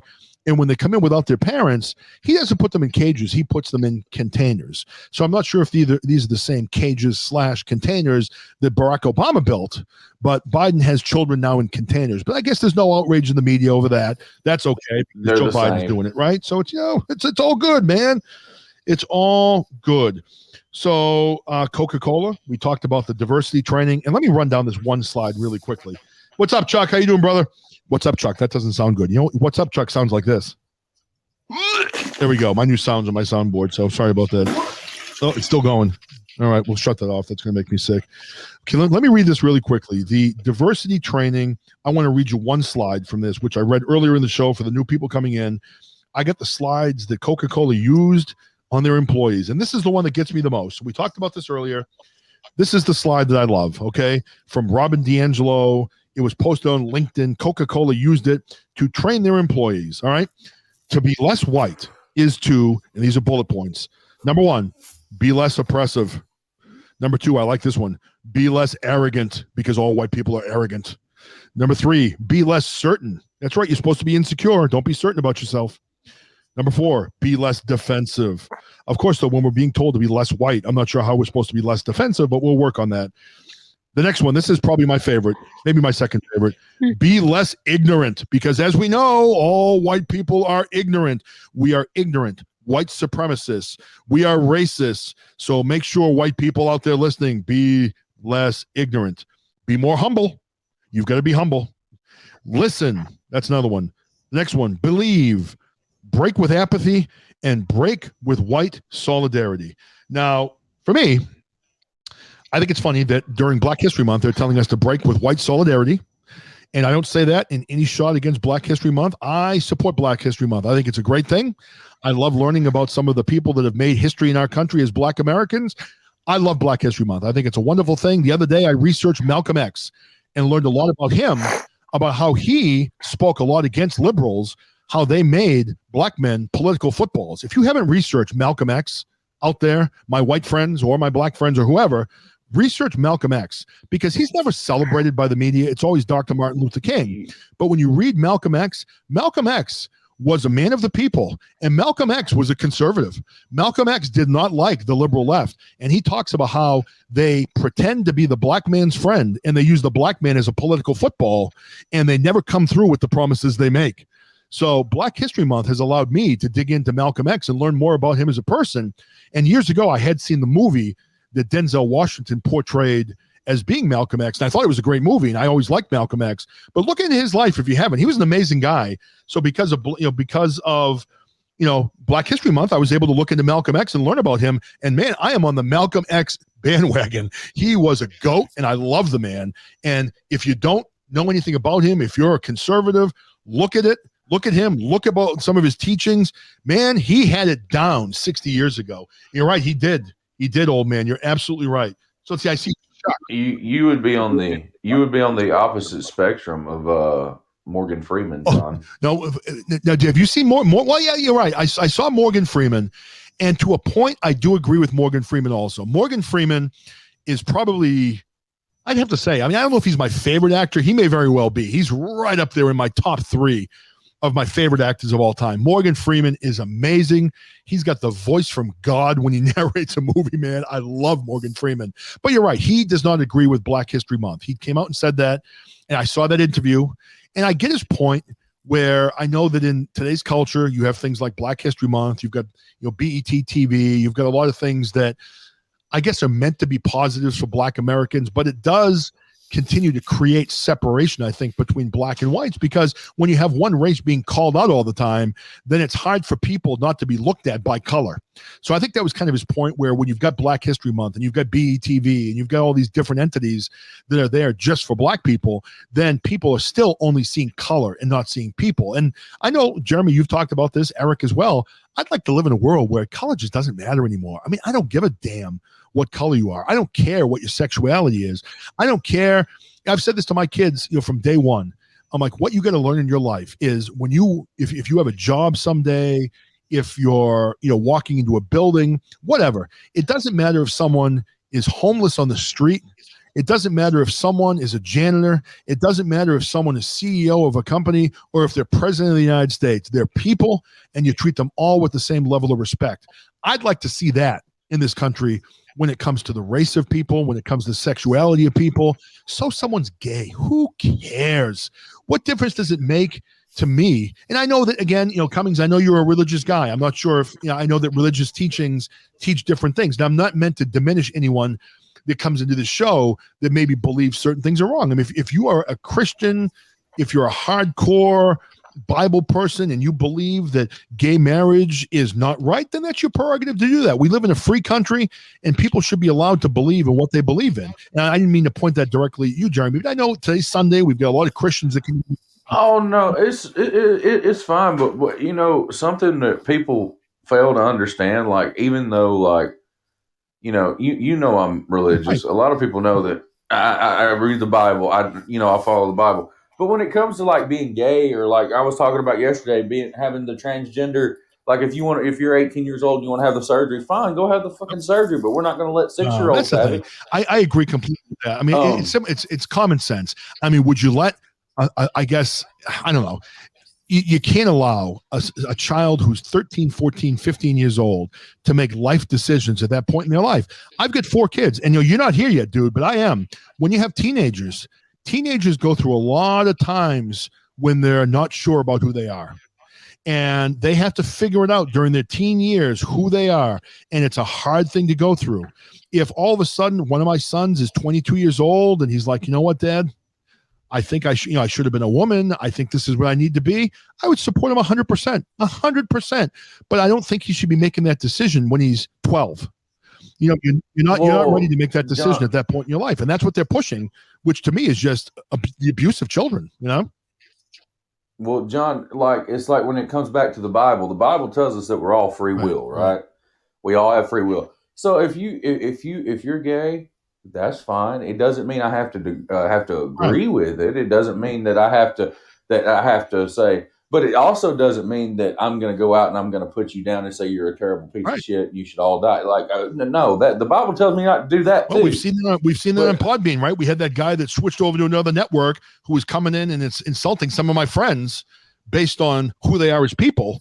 And I may not be gay, but I take that as a personal assault on me when I hear my friends being attacked by some piece of shit that's calling them, terrible names when they're good people and they don't deserve that. It's not right, So yeah. I would never attack somebody based on, when it comes to somebody's sexuality, you do you. I'm not worried about you. You get what I'm saying? I'm not worried about what you're doing in your bedroom. But the only problem I have with anything like that is when they start shoving their shit down everybody else's throat, and they're like, I'm like, no, don't do that either. You can be whatever you want to be. Just don't shove it down my throat. Don't shove it down. Don't make it where, we're going to have to change the Bibles at the churches. Because number one, that's not happening. That'll cause a civil war. But I mean, it's just that, I believe that if you're 18 years old, and they say that your brain doesn't fully develop till you're 25. I don't think mine's developed yet. I'm still working on mine, but anyway, I'm getting there. But I mean, if you are what you are, and if that makes you happy in this life, and I believe something totally different, then I'm going to respect your views enough that I'm not going to come out and call you out publicly. Like, I'm not going to get out on television and say, oh, so-and-so's going to hell because the Bible said so. Let me tell you something, dude. The Bible tells me that I need to repent every day because I mess up. And I know it. I know it. I'm not perfect, and nobody's perfect. So the point of pointing the finger at everybody, that does absolutely nothing but divide people. And now they're doing stuff like this, like gay marriage. Which, do I believe in gay marriage? No. But do I believe that the government has any place in marriage? No. I don't believe that the government should be even telling people about marriage. Like, if that dude over there wants to marry that dude over there, I don't have a problem with it. I'm not going to do it because I'm a straight dude. But at the same time, I don't think the Constitution allows me to go tell them what to do because there's a separation of church and state. And I'm also a constitutionalist. I'm also a nationalist. You know what I mean? Well, for me, like I've always said, and I joke about this a little bit, but I've always said, I kind of wish I was gay. It just doesn't do it for me. But for me, if I was gay and if I could find a man that was my size, I would immediately double my wardrobe. I wouldn't have to go out and buy other clothes. We could watch sports together, whatever. It just doesn't do it for me. I say that, I joke around a little bit. But I look at people that are gay. Again, I don't know what it's like to be gay. I just don't have that as part of me. It's not part of me. I know that the people say that every person at one point in their life thinks of those things. I just haven't. From the day I was attracted to someone sexually, it's always been women, and that's just the way I was wired. But am I punished for that? Am I punished for one day I woke up and, oh my God, I noticed women and I loved women. I thought they were beautiful. I was attracted to them. Am I punished for that? No. So, for people that are gay, they wake up one morning and they're attracted to the same sex as opposed to the opposite sex. I find it very hard to live in a society where we punish them for a belief that, they have no control over. And again, it's just like my belief. It's just like, that's the thing that people have got to get over. Like, you could say all you want to about when it comes to your religion. But when we die and we cross that threshold, we're going to find out. Hey, that's exactly it. No one really knows. No one really knows. And I was actually thinking about, it's funny that we're getting on this subject because I was thinking about, I talk politics a lot. I talk sports a lot. I talk a lot about my family, but I have a lot of different interests. And one of my interests really is thinking a lot about what happens after you die. Do you go to heaven? Is there something after this life? Is there nothing after this life? Are we reincarnated? What does heaven look like? What actually is God? And I've thought about a lot of this stuff. And I think as you get older, you think about it more and more. The place I'm at in my life right now is I grew up in a pretty strict Catholic home. I'm in the Northeast. I come from an Italian and Irish family. And if you're in the Northeast and you're Italian and Irish, you're pretty much a Catholic. That's just the way it goes. And I grew up in the Catholic religion, but for whatever reason, I never felt like I clicked with that religion. I would go to church. I didn't feel like I would get a lot out of it because I don't know if you've been to a Catholic mass, anybody out there, but to me, it's a lot of ritual. It's a lot of standing up. It's a lot of going through certain motions that you do in every mass. And for me, there would maybe be like a 15 or 20 minute period where the priest would talk about a particular thing. And I always found that to be very helpful. I loved listening to the priest shed light on certain things maybe I was struggling with in my life, because let's face it, we all struggle, no matter, if you're 20, 40, 70, if you have got your life together, if you're still struggling to try to figure something out, everyone struggles with things in their life, and they can use things to help them in their lives. So for me, I haven't really clicked with a religion in quite some time. But does that mean I am anti-God? Does that mean I am, I don't believe in God? Absolutely not. Every single night when my head hits the pillow, I pray. And it's funny, for the people that are out here listening to my show right now, I've prayed for all of you. I pray for my wife. I prayed for my children. I pray for my entire family. I pray for all of my friends in my town. I pray for all of my enemies in the world.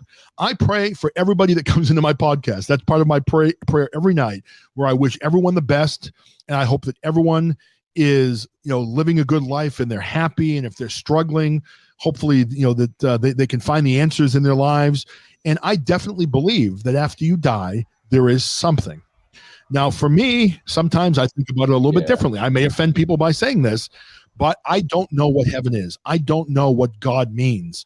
I know that we had Jesus, came to earth, and we've got heaven and we've got God.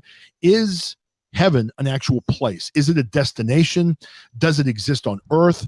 Is there a place where literally you go to heaven, or does heaven exist everywhere? Is it another dimension? I've thought about all these things, and I really don't know what it is. And at some point, I'm probably going to do a show specifically to talk about, what is heaven? Does it exist? And I would love to hear from both sides. I mean, I see people, members of my family that don't believe in God. They don't believe in heaven. They believe when you die, you die. And again, maybe that's the truth. I don't know. I mean, as far as I know, I don't remember being dead. But the one thing I say to them is, I believe there's something after this. And for those that say, well, that's crazy, you can't be in heaven, you can't be somewhere else, I mean, that makes no sense. Well, think about what we are right now.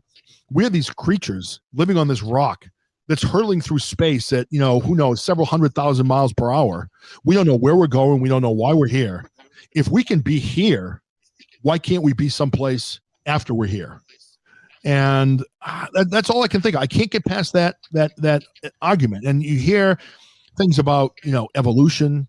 Evolution is, why we're here. There was a big bang, the evolution theory. I get that. I mean, I understand and I believe that we do all evolve. But if you're, but hold on, let me finish.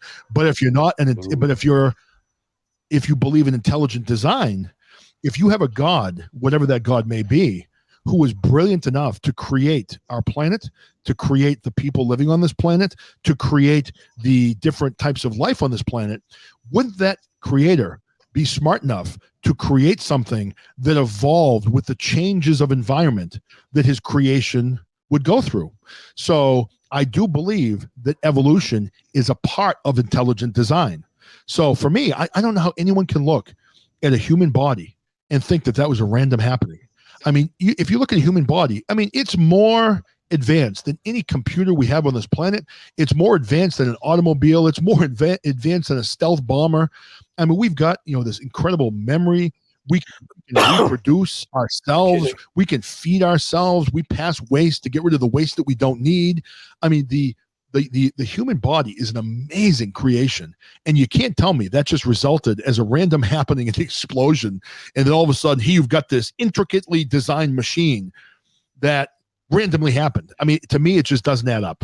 So I know that was a long spiel that I didn't intend to go into, but I want to do one of these shows eventually where I do talk about this because I think it's very interesting. So, Jeremy, I mean, what do you think? You're a religious guy. Eric, you are as well. I mean, what do you think? I mean, what is heaven? What is it after we leave here? I mean, what's your take on it? I believe that there was a big bang, but let me tell you why. Because in the Bible, God says, "Let there be light." That was the beginning of the whole thing. Okay, nothing existed until He said, "Let there be light," and then bang, it all existed, right? Like the universe was there, like. God was behind the Big Bang, because I've heard people say that before.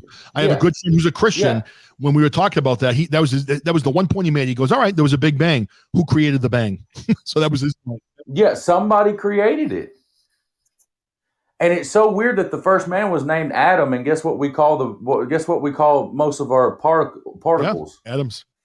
We call them atoms. So I mean, I don't know. I mean, when we die, I think that what happens to us is. You come into this world, the baby, when it's in the mother's womb, it turns to see the light. That's how when it sees the light, it knows it's time to turn. It knows it's time to be born. I think when we die, we're going to see the same light. And there's too many instances of people out there talking about, oh, there's people coming to get us. And, if you truly look into it, there was a guy in a nursing home one time. I watched this entire story of like the women at the nursing homes have the most incredible stories with this, because there will be people that'll be bedridden and they haven't had water for 6 days and they don't know how they're living because, they're just completely dried out. And then their son comes and sees them who hasn't seen them in a year. And then all of a sudden they're okay. And then like this old dude was laying there and he just propped up, like just sat up, like straight up in the middle of his bed and goes, "It's so beautiful." And then he took his final breath and laid back. So, I believe when we die, of course, we're going to go somewhere. Do I know what heaven looks like? I mean, the Bible tells you that the streets are made of gold, and it wouldn't shock me. That'd be great. One thing I've said, another thing I said, like I talked earlier about, if we can be here, why can't we be somewhere else after we're here? It just makes sense to me. And I always like to think about your light bulb in your house, right? You have light bulbs all throughout your house. Light bulbs break, right? They break. They eventually go past their expiration. For whatever reason, a light bulb no longer works. So what do? When the light bulb breaks, does the electricity cease to exist? Or does it just move to a different light bulb? Or does it move to another location? So if a light bulb breaks, you unscrew the light bulb, you put in a new one, you flip on the switch, and the light goes back in through that light bulb. So just because the light bulb or the body no longer works, the electricity that keeps that light bulb or that body, the spirit, living may just go in another direction. Maybe it goes to heaven. I mean, I don't know. Maybe, I've heard the theory that we live in a physical world. Maybe we need to be removed from the physical world and brought to the spiritual world somehow. I don't know how that, how that all works. But to me, it's just amazing to look at, what we are. I mean, we live here every day and we don't think about what we are. We don't think about where we live, and we don't think about how amazing it is that we're actually living here. I mean, think you and I, Jeremy and Eric, and all you people in here listening right now, we're on this big rock, as I said earlier, traveling through space. Where we don't know why we're here. We don't know what our purpose is. Does our Earth have a destination? Mm-hmm. And one of the other things I like to think about a lot too, if you think about even space, like outer space, right? Does outer space end? If it does, that's amazing. And if it doesn't end and it goes on forever, that's also amazing. So I don't know how either theory is possible. So we're on this Earth and we're traveling through space. Is there a wall at the end of space? Is there another, existence at the end of the wall of space? Like I've sometimes thought about, and just so you guys know, I'm not stoned. So if you think maybe I've had gummies this morning, I have not.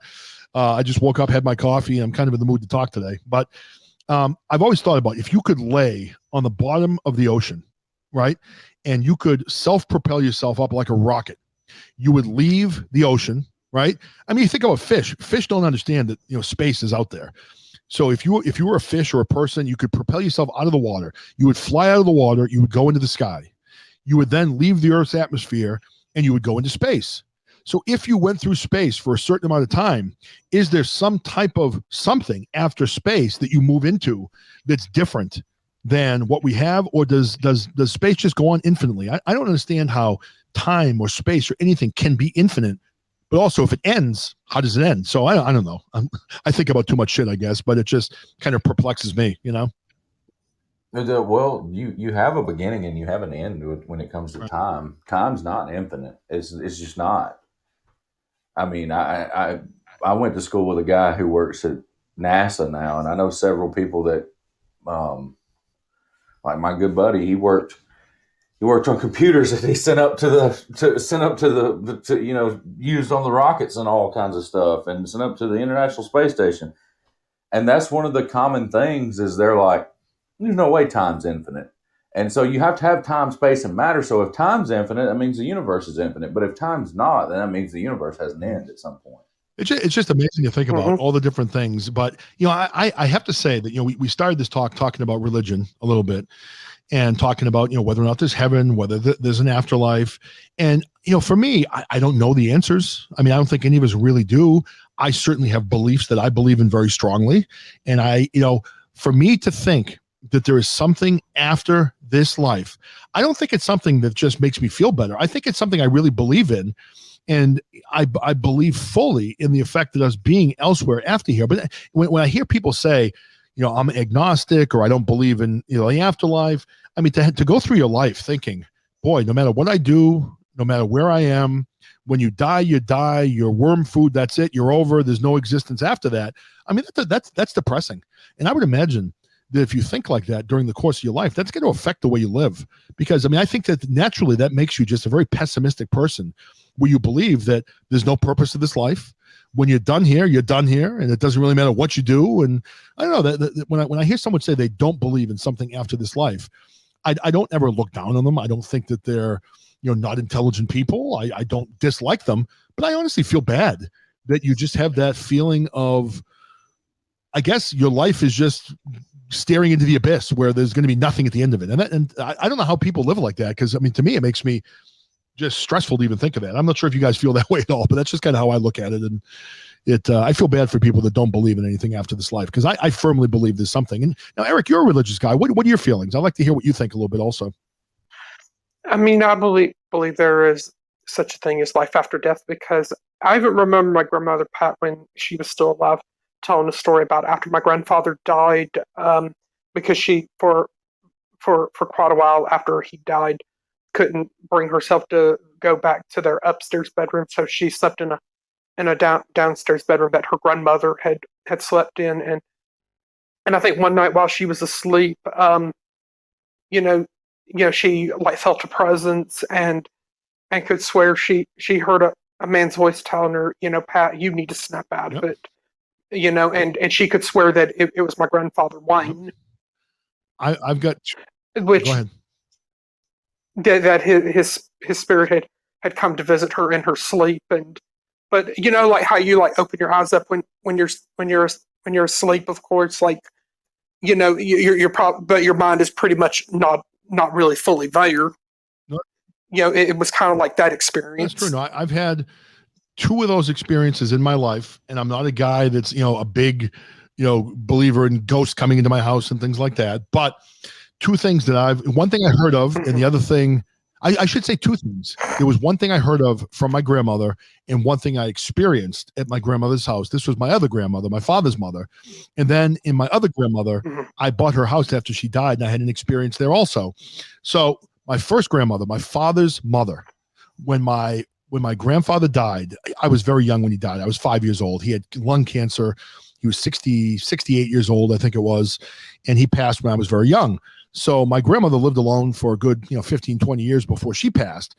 But I remember my parents talking about this. Now, I was little, so I remember hearing the conversations of my parents talking with her. But I remember after my grandfather died, she had like a little small 2-bedroom apartment. This building was owned by her sister, and she lived on the same property as her sister in a small town called Amesbury, Massachusetts. So she was laying in bed. She was sleeping. I don't know how long it was after her husband died, but all of a sudden she was sleeping, and she woke up, and she heard someone calling her name. So my grandmother woke up.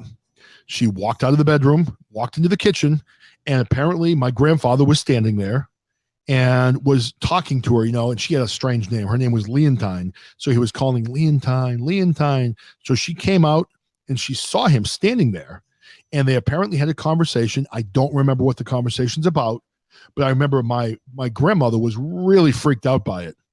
And eventually she ended up calling in a priest to her apartment to go in and bless the apartment to get any existing spirits out of the apartment. And I remember now as a young child, I went and slept at her place. So when I slept at her apartment, this is the same apartment my father grew up in. Apparently my grandparents slept in separate bedrooms. So they had 2 separate bedrooms. One slept in one room. The other one slept in the other room. So I slept in my grandmother's bed, and my grandmother went and slept in the other bedroom. There were 2 single beds, and she slept in that room. So in the middle of the night, I was awakened. I don't know how old I was, but literally something grabbed my leg. Like literally, like if you reached down right now and grabbed your own leg and squeezed it, something reached down, grabbed my leg and squeezed it and woke me up in the middle of the night. And I remember it scared the hell out of me as a young kid. I'm like, what the hell was that? So I remember I went in the other room, woke my grandmother up. I'm like, Mame, something just grabbed me when I was sleeping. And she's like, well, it was probably a dream. Maybe it was. But I'll tell you, I still remember that, probably 47 years later that happened. Now, I've told this other story before, and I'm going to keep it quick because it could go on forever.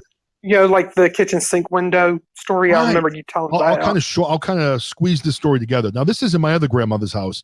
My other grandmother had a beautiful Victorian house outside of Boston. She died from cancer. I watched her die in the hospital. It was traumatic. I was probably 27 when it happened. And, it wasn't at a great point in my life. I was drinking too much, smoking weed too much, running around with different girls. I was not living the right life at that point in my life. So I ended up buying her house from my parents. They gave me a great deal on it, bought this beautiful home, but it wasn't really in a great city. The city was nice at one point and kind of turned into like a sanctuary city, kind of a shitty city outside of Boston. So anyway, I'm in this house. I had a gun at the time, a .357 Magnum. Someone broke into my house while I was at the movies and stole my stereo, stole the gun, stole a bunch of other things from the house. So I remember being pretty freaked out. If you've never been robbed before, if someone comes into your house, you feel really violated. It's scary to think that someone was in your house and stole from you.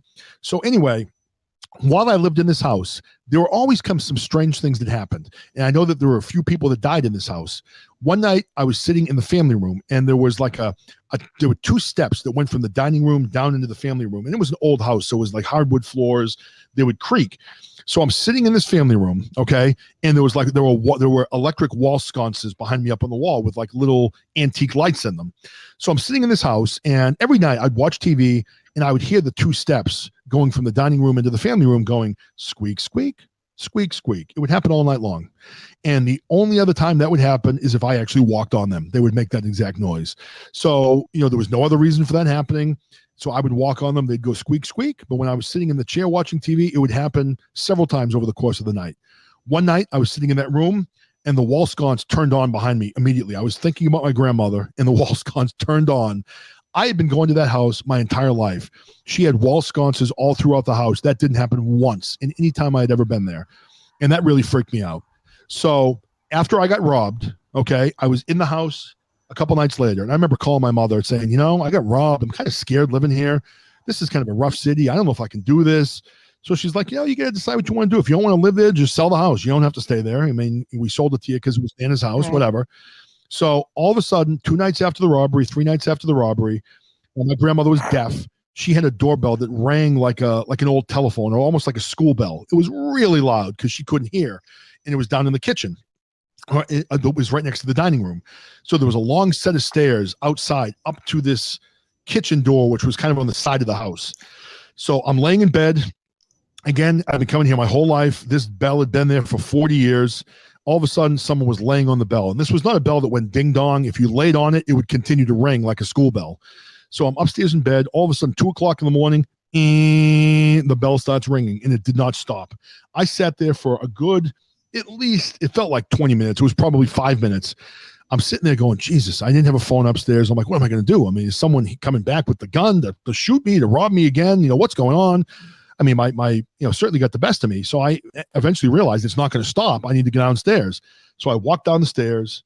I took a right through the dining room, took a right into the kitchen, and it had one of those swinging old-fashioned doors. So I had to swing the door open. I turned to the left, and there was a door that looked out to the stairs, and it was a kind of like a glass door on the top half, but there was a shade pulled down for privacy in the city. So I looked around to the left. The bell's still ringing. The bell's then right next to my head, really loud. And I remember lifting up the shade covering the door, and there was nobody there. No one there. And this bell was still ringing. So I literally had to open it and rip the connector off so it would stop ringing. So I lived in this house where, wall sconces were turning on. When no one was walking, the steps were creaking, and it sounded the same when I walked on them. And the 2 days after I got robbed, this bell that had been there for 40 years, either someone laid on it, or it finally decided that exact moment to malfunction at 2:00 in the morning. But literally the next day, I called my mother. I'm like, listen, this is what's going on. I'm like, I can't live here. I'm scared. I don't know what's going on in this house. I don't know if this guy's coming back to hurt me, the guy that robbed my house. I don't know if this house is haunted, but I'm scared and I need to sell the house. My mother was like, sell the house.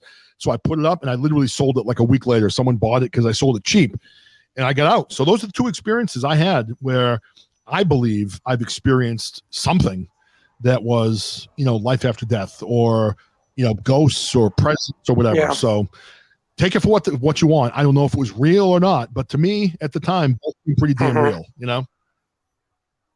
So I know that was a long story. So I know. Hey, you know me. I like to talk. I could talk to myself forever. So it's tough to be on with me because I chat the entire time. Right. How about you, Jeremy? Have you ever experienced anything like that, Jeremy? Where you've anything like that? I mean, most people haven't, I don't think, and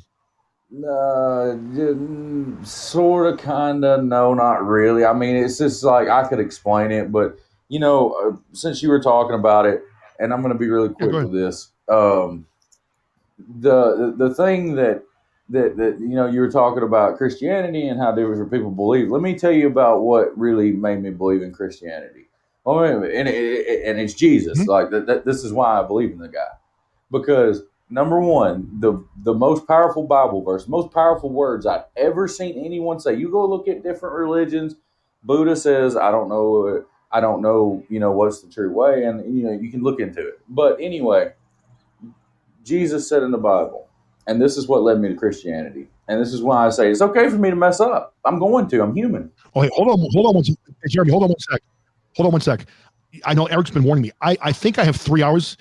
I'm at 158 right now. If we end up getting shut off, I apologize. So let's plan that we may only have 4 minutes left. If so, I'll keep going. But you're right. I think that's why Eric was making the point. Yeah. I think I have a 3 hour show, but I could get shut off. But I think we're limited to 2 hours. Go ahead then. If we get shut off, I apologize to everybody. All right, go ahead, Jeremy.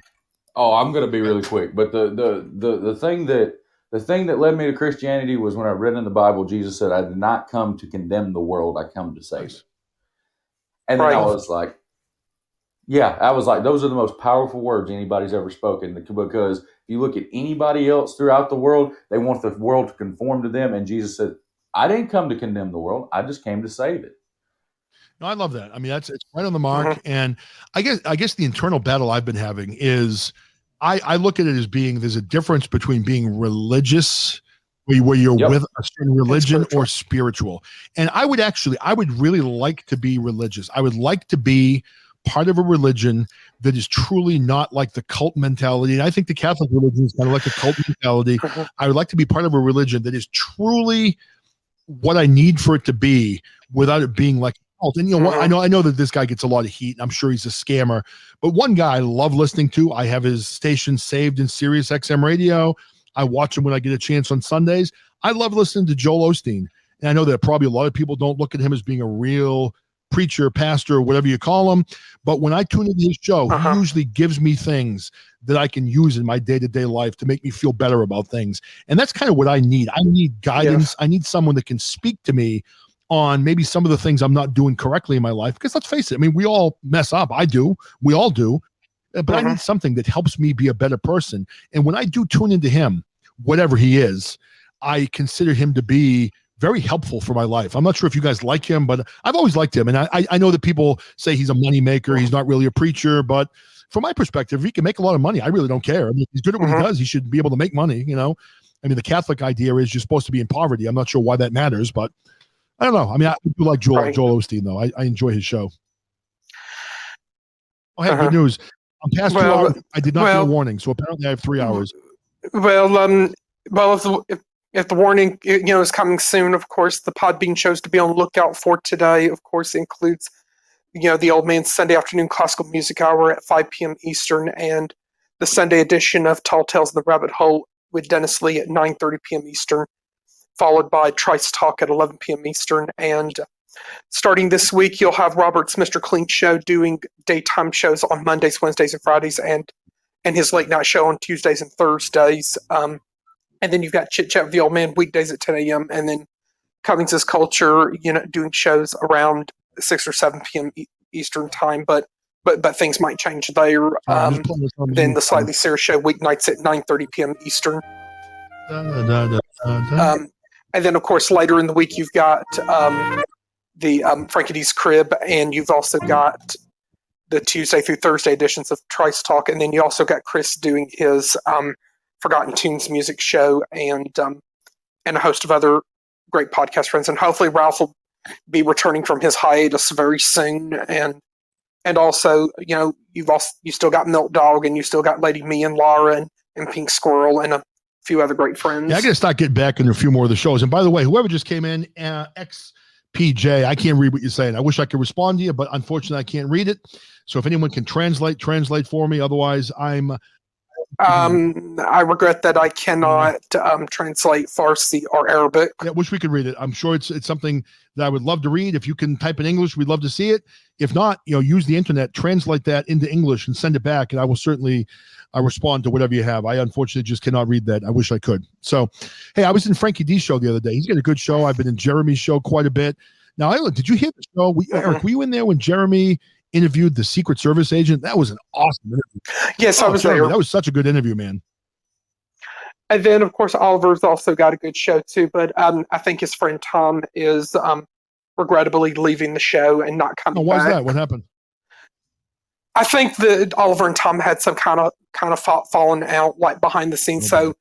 So another couple friends of their show, including like drummer chick Sandra, she will still be a regular on that show. That's too bad. I mean, he and I don't agree on things politically, but he seems like a good guy and he's got a good show. That's too bad to hear that. So hopefully he can work that out. But that happens sometimes, man. You get on. I've certainly had my my number of and then you also still got Lingalonga too, if you're able to get in his shows. He's really good. I've been in here and there on his show. He has a good show. Now he's slightly going to be more regular this week. He's been doing really late shows, and I can't get into those. I'm hoping he'll be back more regular, and then he'll finally get to do like a full 5 days a week, because he hasn't been able to do Friday shows for the last 2 weeks because he had back-to-back weekend trips to Vegas. Because I know. No. But the reason for him having the later shows is he a gambling guy? He used to work in the casino industry before he worked in the vaping industry. So hopefully he's going to Vegas and coming home with some cash. Maybe. But I mean, we've still talked about doing a podcaster convention in Vegas.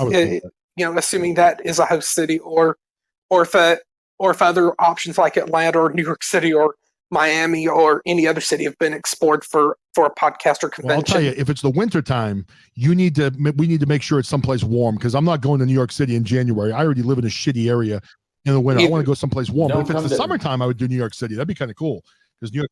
Don't come to Alabama in January either. Yeah, I know. But this year, definitely not. Right? It's been friggin' crazy down there. You're living in misery. If it was in the winter months, we'd probably be better off doing the podcaster convention down in Miami. I'd like that. That would be a blast. I'll tell you what, man, if we could put something like that together, I'd come. I'd fly down to Miami and go to that, man. That'd be awesome. And what would be great about that? But we want to make sure all of our podcast friends here on Podbean, including Lingalonga in Australia and Cracks over in Sweden and a couple other podcast friends like Mr. Coley and Hobo Chillin are able to make the flight. And then even our podcast friends in the States and in Canada. Well, it'd be tough if we did Miami too. That'd be tough for people like Old Man also, where he lives in the Pacific Northwest. That's a long flight for him, to come over. But you never know if he wanted to get out of the cold for a couple of days. But I think it would be great to be able to meet all the different podcasters. Now we have to make sure though, if we do this, we can't invite that guy Glenn. That guy Glenn, you know him. You know who I'm talking about. He's kind of a pain in the ass. So we got to make sure that he doesn't know about this, and we have to avoid him. And oh shit, he's in the chat. I didn't see him. Glenn came. Glenn came in my show about a week ago, man. Glenn was really cool, and Glenn's a good shit, man. He's cool. Glenn was like me. He there was a show a while back that kind of targeted Glenn and myself, and they were coming after us.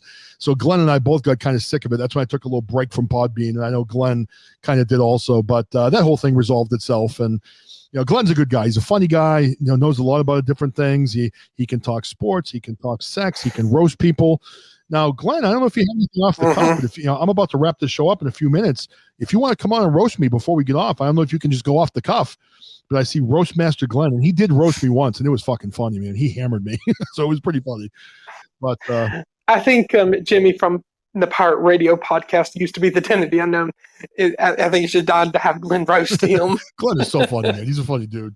Hey, and again, I want to say to XPJ out there, you're typing like crazy. I just can't read anything. I wish I could. I can't read what you're putting in there. I wish, we could read it, but we just can't. So we're a bunch of English-speaking Americans. That's all we learn in this country. We don't learn how to speak any other languages, because that's all part of the control, I think, where they want us to kind of reliant on one language. Let's see. So Glenn, not today. All right, good. Yeah, definitely do. Come up with something next time I come on. I haven't published my schedule for this week. I might just do like Tuesday and Thursday. Right now with my work schedule, I just can't do every day, So, but we know you're going to avoid going on opposite other shows. Always. If you can help it. I never, I actually was going to go on yesterday afternoon, and then I saw Cummings was on, so I didn't go on. So I try to avoid going on with other shows, especially the shows I like. I mean, there's no need for any of us to be going up against each other. I mean, if Cummings is on, I want to be in his show, or, if Glenn's on, if he goes back live more, or Old Man, and there's no point in going up against our friends. I'd rather just. And then I know you don't go opposite slightly either. Never. Well, I think I did once, and I kind of had to, because it was like an interview with a certain person, so I didn't have a choice. Yeah, it was an agape episode. I remember I wrote him privately and told him that. I apologize. I said, listen, I'm going up against you tonight. I would never normally do that. I apologize, but I have to, because this is the time I could work it out with the interviewers. So yeah, I don't like to do that. I like to keep it, separate and all that type of stuff. So I don't know about you guys. I kind of run out of things to say. I'm kind of bored hearing my own voice. Do you guys have anything you want to close it out with, or are we done? The guy in the chat who's leaving the Arabic letters, the last message he left says, a TV program everywhere for the purpose of good through this year. So you translated it through Google or whatever? Yeah. So what was it again? What did he say? He said a TV program everywhere for the purpose of good through this year. So I'm actually about to do this new message he's got up, and we'll see what. Yeah, I'll hang on one for a second. says, See if you can translate it, because I am interested in what he's saying. Obviously, he's made a few comments, so he wants to kind of make it known what he's saying. But that would be a good thing. I mean, if I'm interpreting that right, I mean, it would be nice if we had some type of worldwide TV show or something where it could be for the good of all people, as opposed to the bullshit we're all exposed to in different countries, where it's all, media spin and crap to control us all. So if that's what he's talking about, I mean, I love the idea, So I'll wait to you. Search all over the world in words for the draft of the Egyptian Constitution. At the beginning of his daily life, in words at the top, in hygiene in your hospitals, and the sorting processes in words. Okay, what's your translation of that? So I guess he wants us to search for the Egyptian Constitution. Okay, so search for the Egyptian Constitution. I don't know if I heard the whole message. Was there a reason why we're doing that?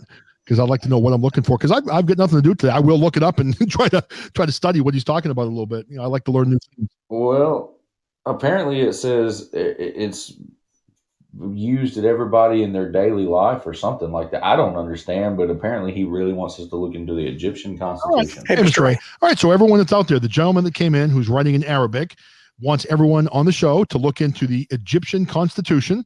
So if you get a chance and you got some time today, Google it, look it up, and maybe there's a message there that will help all of us in our lives, or maybe not, but who knows? I appreciate him coming in. I wish he could get on and call, but he's typing in another language, and it's kind of hard to get all that. But I guess that's the brunt of what he's saying, is he wants us to look into the Egyptian Constitution, which we will do. So, hey, Mr. A, bad news, man. We're about to sign off, unfortunately. And, well, I guess we're going to not get too much of a chance to hear him. I've been on for over 2 hours. I thought I was going to get on for like 45 minutes, but I guess not. So, all right. Hey, for the John DeVito show, do you guys have anything else? Are you guys good to go? Well, good hanging out with you again as always. But look forward to hopefully seeing everybody again on the Old Man's Music shows and the Chit Chat show. And like I said, Tall Tales and Rabbit Hole and Trice Talk, slightly serious, Cummings' Culture, Robert and Chris from Forgotten Tunes, and then Laura and Lady Me and Pink Squirrel and a few other friends. Oh, there's one other thing. I might actually be doing that interview Tuesday night I told you about, that Max Abrams. I'm still waiting to hear back from him. He's the guy that's proposing that bill in New Hampshire where anybody who's been in jail for life in prison after 25 years automatically gets a parole hearing, and that he's doing it with the intent of helping Pamela Smart. So I may have that interview. I'm still waiting for him to write back because the bill's being introduced Wednesday. So I may be interviewing him Tuesday night. If I do that, I'll publish it and let you know. So. But hopefully you might be able to go live about like 7 or 8 p.m. Eastern that evening. Yeah, that's the guess. I mean, my other plan is on Tuesday and Thursday, unless something happens with work, I'll be on right after the Old Man show on Tuesday and Thursday, Monday, Wednesday, and Friday. Unless I do an impromptu show, I probably won't be on those days. So that will be it. Hey, Mr. A, I'm guessing you just woke up. So if you just woke up, could you tell me before we get off, what are you wearing? I'm just kind of curious. Do you sleep nude? I mean, are you wearing pajamas? Are you coming in wearing the tidy whities, boxers? What's going on? I'm just kind of curious. We'll see if we get a response on that. Hey, John, I got a question. Have you heard the rumor that I'm moving? You're moving? Moving where? Like there's some people, unless it's not just one person, it's like 3 or 4 nothing. people. Oh, yes. Oh, sorry. All right, go ahead. There's people saying that I'm moving. So like another platform? Yeah, there's some people saying that I've signed a deal with Podcast One or some shit like that. Well, have you? No. What happened was there's a show on podcast. Yeah. And while I'm on your show, I needed to address this anyway because I can't ever address it on mine because I get too wrapped up in the political stuff.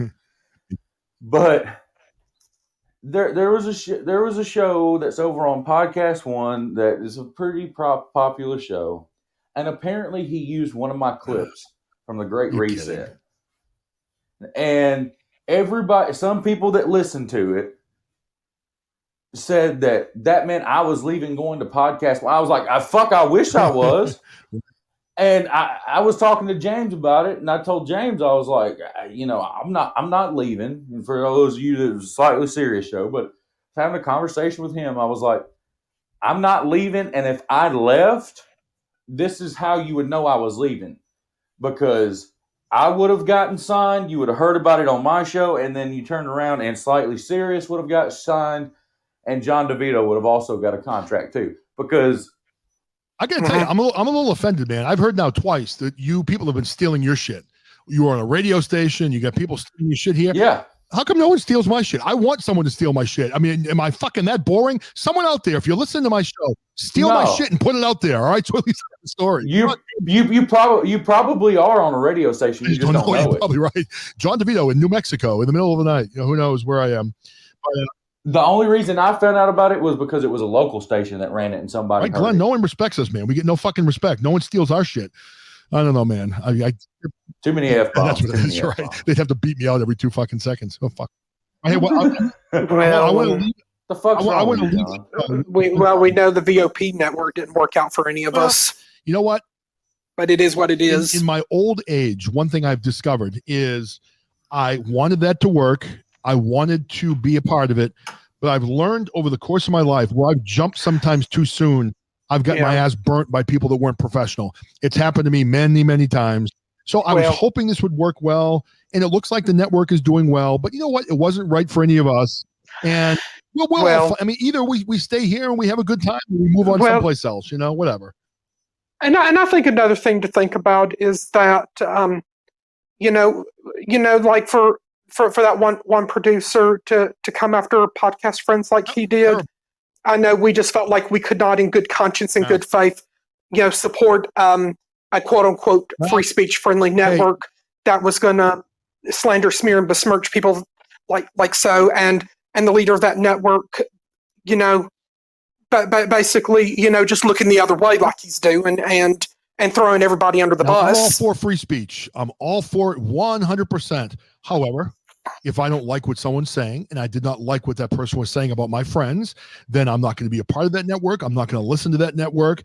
And as far as I'm concerned, that network is dead to me. So if that turns out to be a successful strategy for them, and they have people that listen and they do well, hey, good for them. I don't wish them any harm.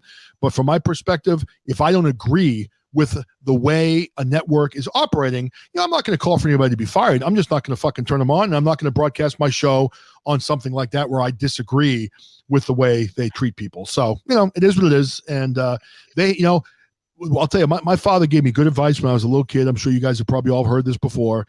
And he said, and this comes back to me quite a bit. He said, when you live your life, you have to make sure that when you get up in the morning every day and you're looking in the mirror while you're shaving, that you have to like the guy that's looking back at you. And for me, that was such I still think about that today, because if you're living a life where you're not doing the things you feel like you should be doing, and you can't be proud of that guy that's looking back at you, then you have a problem in your life. So that was advice that my dad gave me that was very helpful. And I'm going to end the show now. But before I do it, I want to read one comment, and we're going to leave it at that. All right. I see Mr. A saying, nah, I have one sock and a wife beater on. Things got a little crazy with the wife and Jägermeister last night. So right now I'm picturing you with your one sock and your wife beater on, and I can only come to one conclusion. Yeah, that's it. I mean, I can't even think about that. So, oh God. All right, for everybody that came into the John DeVito show, we're going to try a little different song today if I can find it. I've got like 20 new things on my soundboard here that I downloaded the other day. I'm going to probably push the wrong button. I did figure out how to finally label them all. You have to go in through the website and label all the things there. I think this is the song. All right, new rock song. We're going to let it go. We'll see you guys this week. Thank you for everybody that came in. I really appreciate it. You're all friends. I love you all, except for Glenn, and you're all good people. Jeremy and Eric, thanks for calling in. Well, and good talking to you. Love you, and God bless. We'll see you next time. Thanks for coming in, Jess. Love you.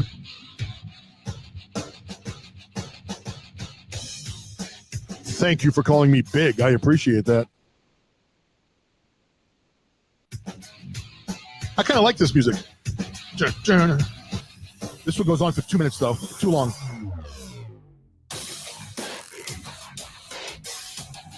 All right, later, everybody. I'm out.